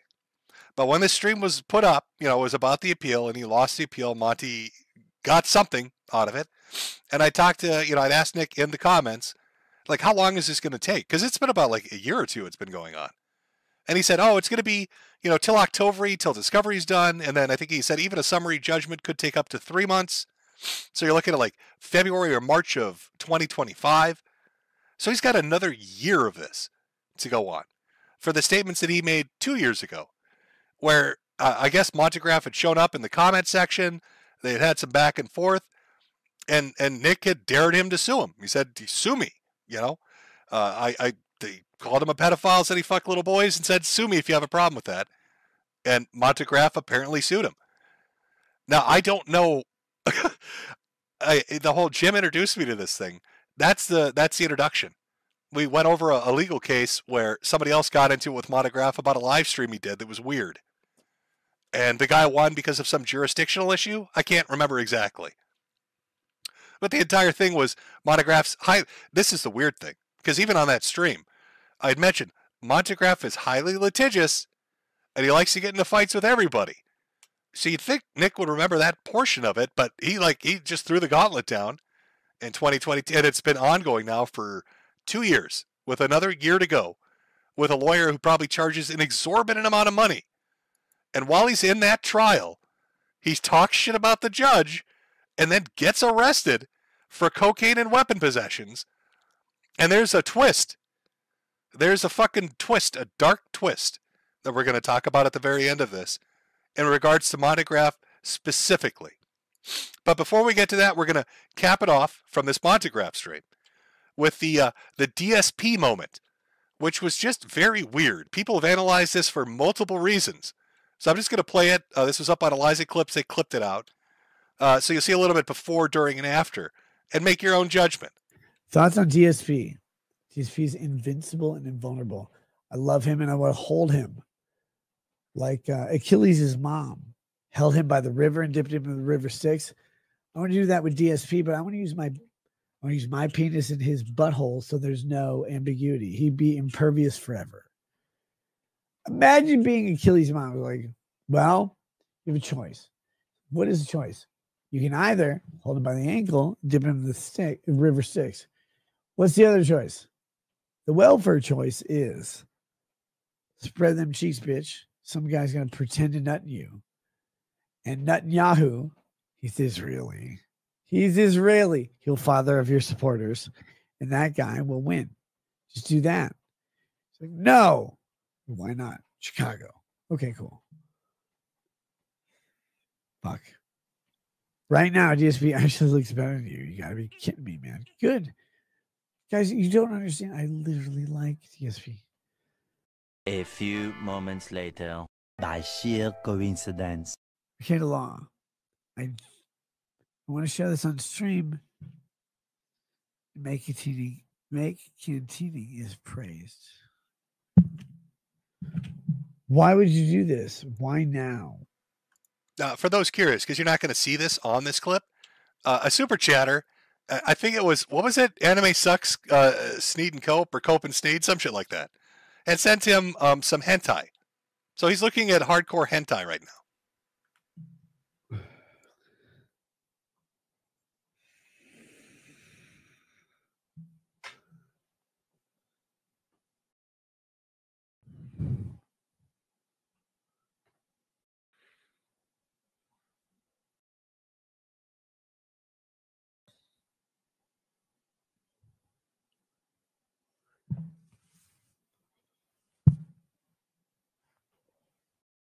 Why is my camera so on? I'm trying to shut the show down. I'm like, oh, we'll play the credits.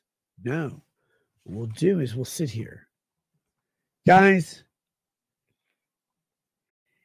here's the credits. Oh my God, Nick's drunk. Yes. Cool.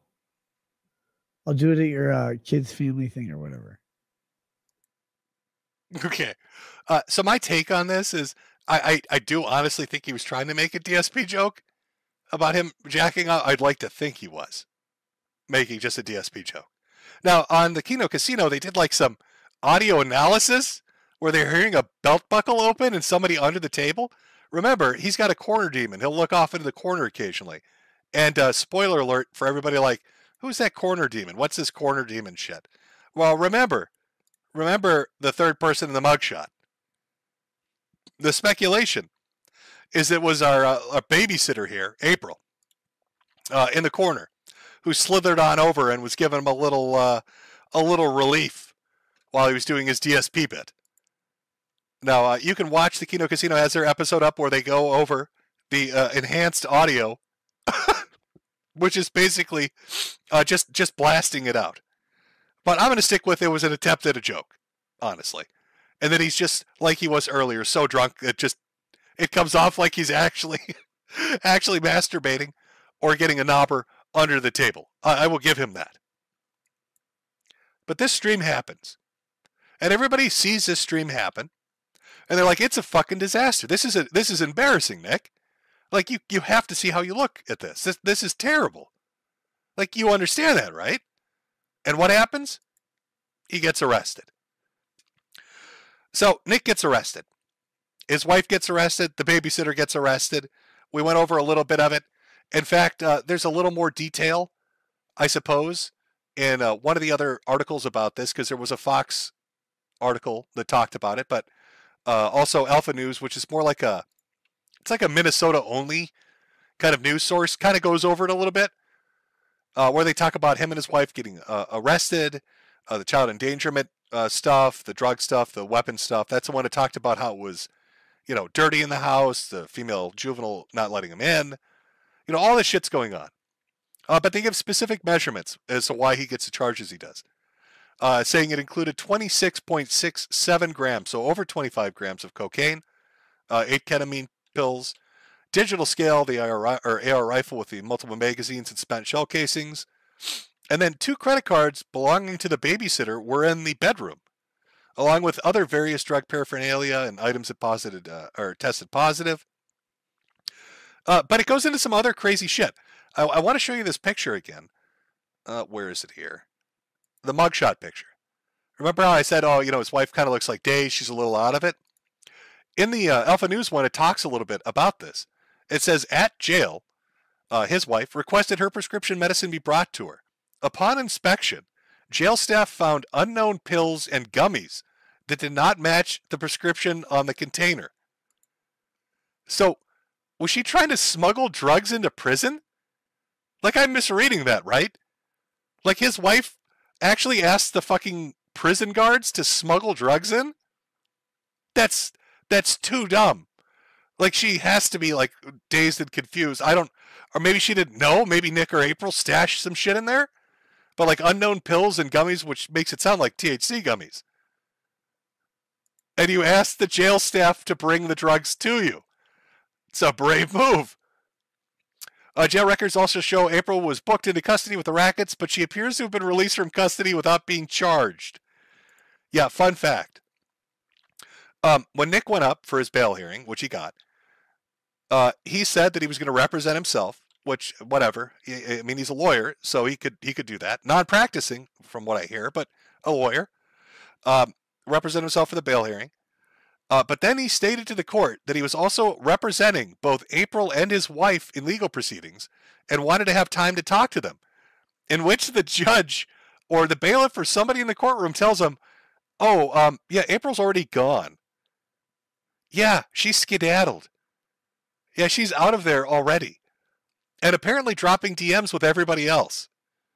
So when you told police that, she wasn't in the bedroom and she was just a visitor, but her credit cards are found there, and now she's DMing people saying that she did live there, and she got out of court ahead of everybody else with no charges and didn't tell you or your wife about it, makes me think that she rolled over. Makes me think that she's going to testify for the state against you. How she was the innocent victim and innocent girl in her 20s who didn't know any better, and you got her hooked on the goofballs and you and your wife got her so fucked up she didn't know what was going on. And sure, Mr. Prosecutor, I'll tell you whatever you need to know. Just like I'm telling every other fucking podcast on the internet what's going on. So, Nick, potentially, she's going to rat you out. And then on top of that, you told the judge she's a retarded bitch that bleeds from her pussy. I don't think it's going to go smashingly, would be my guess. I think things probably not smashingly. Maybe not terribly, but not smashingly. Also, can somebody fill me in? I know people have said Nick is not he's a non-practicing lawyer. Does that mean that he's a lawyer? Obviously, he graduated, but he doesn't have a law license to use right now to practice, or he needs to renew something? Because I'm curious. You can defend yourself even if you're not a lawyer. But when he told the court he was representing his wife and he wanted to talk to her before she went up for her hearing, if he's not actually a practicing lawyer, is that even legal? Did they fuck up? I mean, did they fuck up letting you talk to your wife if you're not a practicing lawyer? Because she can represent herself, you can represent yourself, but she can't have just some total fucking stranger that's not a lawyer do it. I don't know. I'm honestly asking this question. Like, how much worse could this get? But so we've got the sheriff's report, and this redacted information shows that this is a basic report. But you might be asking, what are the charges? Well, I mean, here are Nick's charges. So we've got drug second-degree possession, 25 grams or more of cocaine, and they said it was 26.67 grams. Drug second-degree sales or possess penalty is what they're, the penalty for it is. Then we've got possession of ammo or firearms, user of controlled substance. So it's an enhancement charge, really. It feels like one of those blue book laws they throw out there to try to nail people for shit to make sure they get nailed kind of thing. So you've got a felony and a gross misdemeanor. And then you've got endangerment of child. The kid was present during a possession. So basically the kid knew there were drugs, or there was a kid that maybe could have had access to drugs because you left them out, that kind of thing. Those are Nick's charges. But let's look at his wife. So again, drug second-degree possession, 25 grams or more. That makes sense. Possession of a firearm or ammo. Again, that makes sense. Both of these make sense. They're both in the same bedroom. Why wouldn't they have the same charges? Oh, no, we've got the same child endangerment. But wait a minute. Wait a minute here. You see how Nick says endangerment of a child present for sale or possession for both charge and penalty? But when you look at the wife, it says negligent or endangerment of a child neglect, and then under penalty, neglect child knowingly permit physical or sexual abuse. What the fuck is this? I mean, okay, could this be like a typo? Could they have accidentally fucked up and entered the wrong thing by mistake? I mean, that's possible, I suppose. Did somebody put up a false document? That's also possible, I suppose. But this is different, right? Like we saw Nick's, that's just drug shit and gun shit. Why is this here? Why is this charge neglect or endangerment, but physical or sexual abuse? I guess I'm really fucking confused. And it makes it somewhat ironic to me that you're engaged in civil litigation with Montegraph right now, accusing him of being a boy fucking pedophile, when the state is charging your wife with potentially physically or sexually abusing one of your kids. Or neglect. Does that mean neglect that led to physical or sexual abuse? So my understanding of the sequence of events that went on were a mandatory reporter, which is somebody that is legally obligated to report what they believe is a dangerous situation for children, went to the police. Now, it's been rumored, there's been some documents that have circulated that it was their local priest or preacher or whatever. It was the leader of the congregation at church had gone to the police and raised concerns about the kids. What exactly those concerns were, I don't know. Nobody seems to.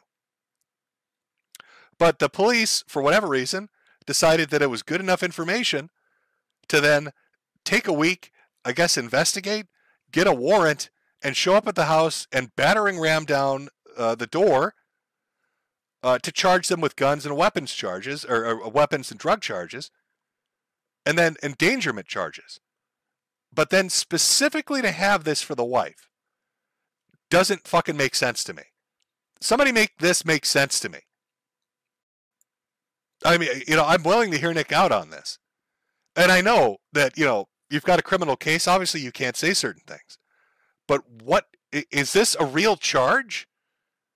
Is this a real thing? Is this a typo? Did somebody fuck up? Is this just the heading it gets put under because somebody entered a different kind of endangerment? Is this saying that they're accusing her of endangerment or that somebody else might have endangered them? And what exactly did the priest say that would lead them to believe this?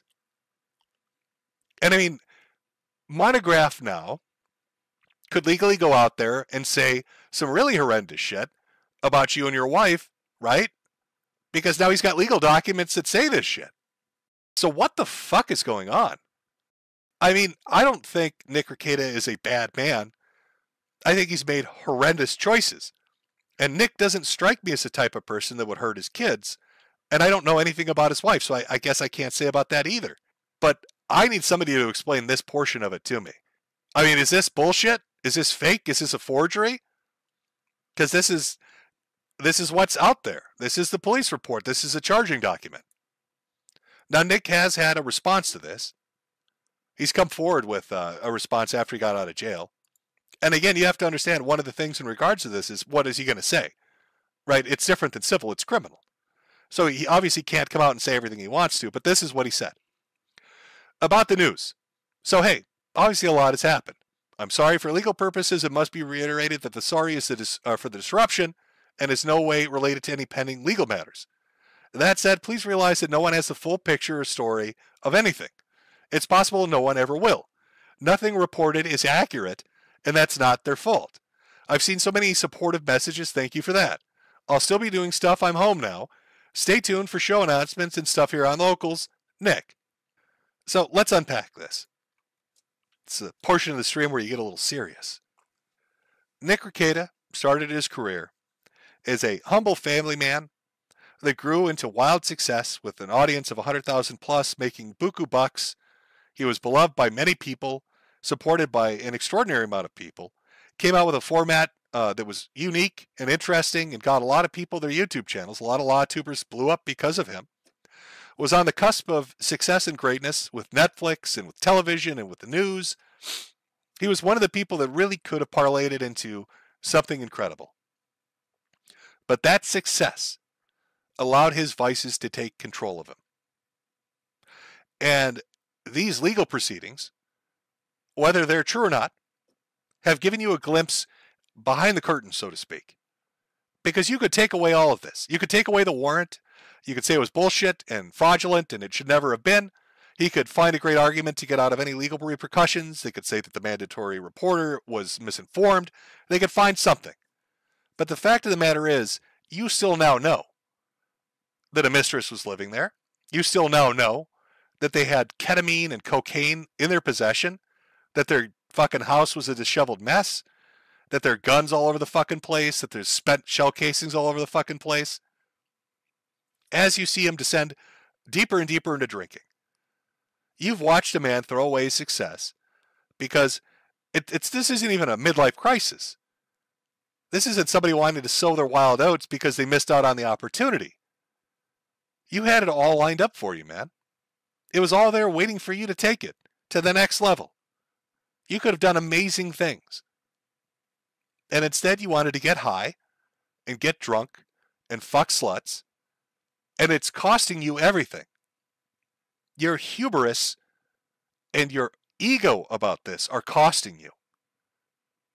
I'm not here to talk about the constitutionality of free speech and what you should be able to call Monograph or not. But I would ask the question, was it worth it? Was it worth putting that financial burden and hardship over your own head and your families? I'm not here to talk about whether or not an open relationship in a marriage is a good or a bad thing. But was it worth it? Seeing the destruction of Aaron and April's marriage and the effect that it's going to have on your marriage. I'm not here to talk about whether or not somebody should be a daily drinker or if they can be a functional alcoholic. But I'm going to ask you, was it worth it? Getting shit-faced drunk every night and watching your numbers diminish and your fan base shrink and your support go away? And I'm not going to sit here and talk about whether or not it's right or wrong to do illicit substances, whether that's shit that just got legalized in Minnesota like marijuana or completely illegal things like ketamine and cocaine. But again, I'll ask you, was it worth it? Having the police knock down your door and scare the shit out of your kids having your wife have to go through a booking proceeding, having to be embarrassed in front of the internet. Was any of this shit worth it? You stood at the precipice of success and you threw it away. For what? Momentary pleasure. You get a little high, you get a little drunk, you get your cock sucked, and your life falls apart. You threw away the idyllic American dream for what? 5 minutes of pleasure? To all those people out there that want to get big in YouTube, this is a good example of really what not to do. You know, right now VTubing is becoming a big thing. A lot of VTubers out there are killing it. And great, good on them. I love it. You know, people like Peppa and Kirsch and all of them. You know, go out and cultivate your fan base, make your product, build your brand, make your money, and plan for your future. Don't get caught up in how famous or popular you are. Put your fucking money away. Buy a house, buy a car. Because by the time your curve is done, in 3 or 4 or 5 years, you'll be so far ahead of the game. You'll be set on not having to worry about rent, not having to worry about mortgage, not having to worry about a car or debt or bullshit. You'll be able to live your life how you want to live it. You'll have a chance at that idyllic American dream. Don't do what Nick did. Don't let your ego get the better of you. Don't give in to the momentary dick suckings and cocaine binges and alcohol benders because you're popular for the moment. Don't let those daydream fantasies of revenge against people that told you you'd never make it overtake your rationality. Don't do what this guy did. Otherwise, it's going to be you in the booking photo. And you don't want that. You don't want to be the mugshot. Nobody does.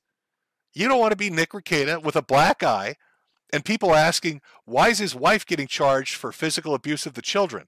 Why is a woman living in his house? Why is he so drunk? Why were there drugs found? Why was there guns found? Do you think this is something that's easily repaired, Nick? Or anybody watching this? It's not. The damage that's been done from this week alone will have repercussions throughout the rest of your life. It will be the underpinning of any argument you and your wife have about who's responsible for it and how badly things got fucked up. It will affect your relationship with your homeschooling group and your church and your neighborhood and your neighbors, because you'll be the guy whose mugshot they saw, and they'll hear all these fucking stories, and whether or not they're true or how true they are or how factually accurate they are or how far off the mark they are, they'll still know they found a bunch of coke and ketamine and fucking guns. They'll still know some chick you were banging was living there, and they'll ask themselves, what kind of neighbor is this guy? And how fucking reliable is he? I just don't get it. I don't know what happened, man. You really were one of the people that had the best chance, Nick. You really were. You really had the best chance of turning it into something amazing.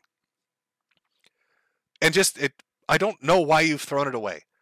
And I don't understand that I can't comprehend why you've thrown it away for so little. You traded it in for so little. You took something that had the potential to grant you an amazing life and you pissed it away for nothing. And, you know, that's what makes me lean towards there really being a problem with alcohol or drugs. Because no rational person that's sober would do that. But an addict would. They wouldn't be able to weigh the pros and cons, the benefits and the penalties. They'd be living in the now. They'd care about that dopamine hit more than anything else. This isn't even me moral fagging. You know, I'm not trying to get preachy with you. I'm genuinely fucking confused. I know you've got a lot of people you talk to. You've got friends and different associates in real life and online.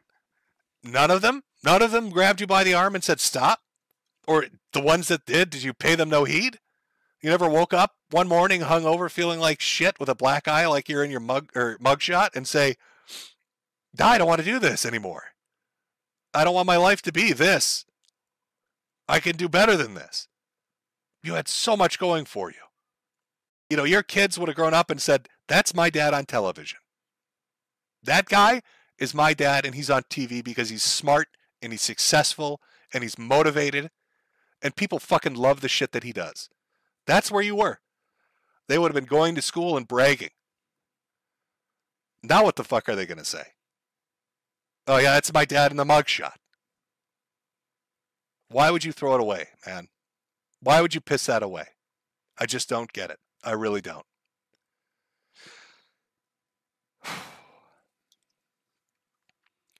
Few people are offered the opportunity to have that kind of success. And you really were smart in how you did it. I try not to take that away from you, especially when I talked about it before. A lot of people say, well, people have done legal shit on the internet before. They've done law tube stuff before. They have. But that was your idea. The way you did it, the format, the flow of it, the feel of it. That was you, man. That was your creative energy behind it. That was your chance to brand it and capitalize on it and fucking be a rising star with it. And you chose to throw it away. And I just don't fucking understand it. I just don't get it. I hope there's not abuse shit going on with the kids. I hope that the fucking mandatory reporter brought up concerns that were just related to drug use. I hope there's not crazy shit that's going to come out, man. Because I don't know if I can take it. I really don't. Because you don't strike me as a piece of shit, Nick. You don't. You don't strike me as a bad person. You never have. And it would be heartbreaking if that turns out to be false. That would fuck me up. If it was Ethan Ralph or some other piece of shit on the internet, I wouldn't be surprised, but I would with you. Maybe I just bought hook, line, and sinker, the bullshit at the beginning. You know, the humble family man. I don't know. But that's who I saw you as being, you know, that's who I thought you really were. And I still hope that you really are. But, like I said at the beginning, you can't tell an alcoholic or a drug addict to fix themselves because they won't. They have to decide to do it. And no matter what you think rock bottom is, they have to decide what it is. For some people, rock bottom is a mild inconvenience. It's running out of money when they need it, or it's being in a bit of an uncomfortable situation. For other people, it's being completely homeless and covered in shit until it's rock bottom. I don't know what yours is. One would hope this is. So, I don't know. It's depressing. It's just depressing. It's depressing to see potential fall apart like that. And to see something that seemed so good, at least on the outside, crumble apart.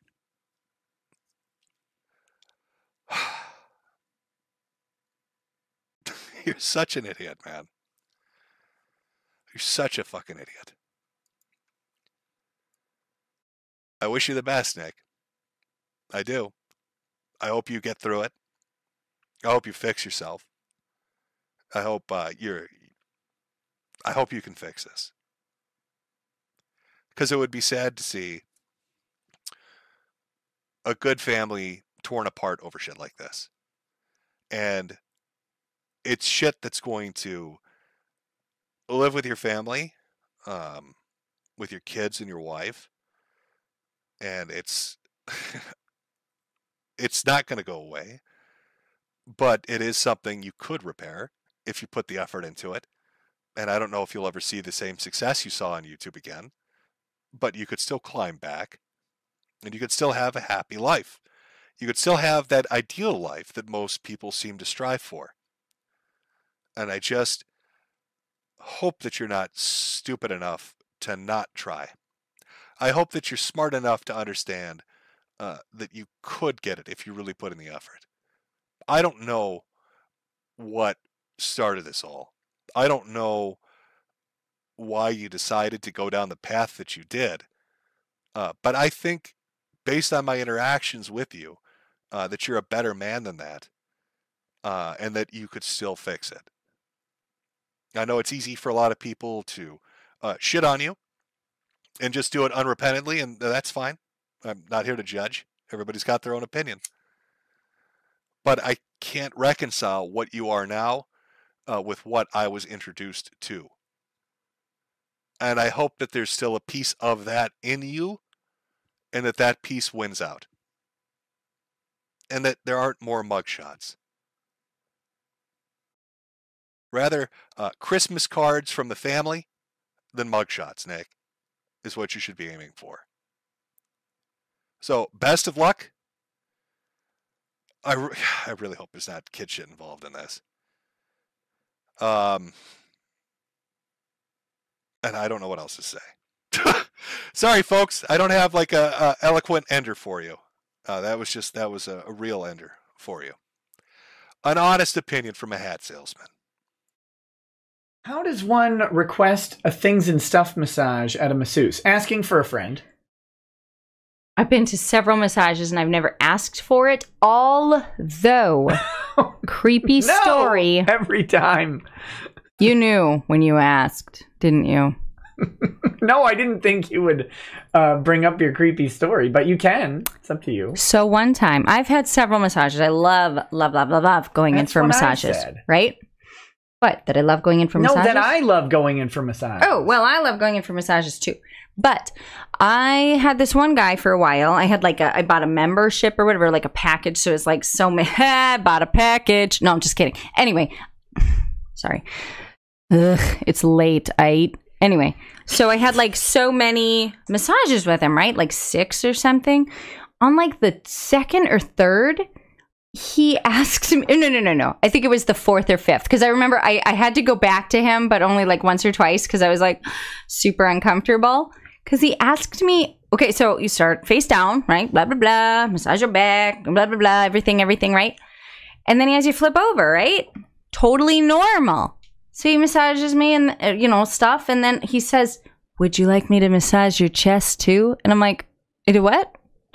And he's like, would you like me to massage your chest? I assume he means, because I've had several massages, right here, right? This is the upper part of my chest. That's not what he meant. So he takes off, he pulls down my sheet and starts massaging my boobs. And I'm like, and of course I feel like an idiot because I've just said yes. And I'm too stupid to say, I'm sorry, I didn't know what you meant by may I massage your chest. So I don't stop him because I'm a freaking idiot. Sorry. But anyway. He was part of that HGTV show, Say Yes to That Chest. Dude, seriously. It was the most uncomfortable moment of my life. Because he just massaged me and then he's like, do your boobs usually feel like this? And I'm like, are you kidding me? I'm like, is he looking for lumps or something? What is he doing? And I was so uncomfortable. And then the next time I went there, because I had 2 more massages. Yes, that's right. I had 2 more. I have to adjust myself. Anyway, it was actually, we were trying to get pregnant. I think with our second child. So I was taking fertility drugs. So I actually was not lying.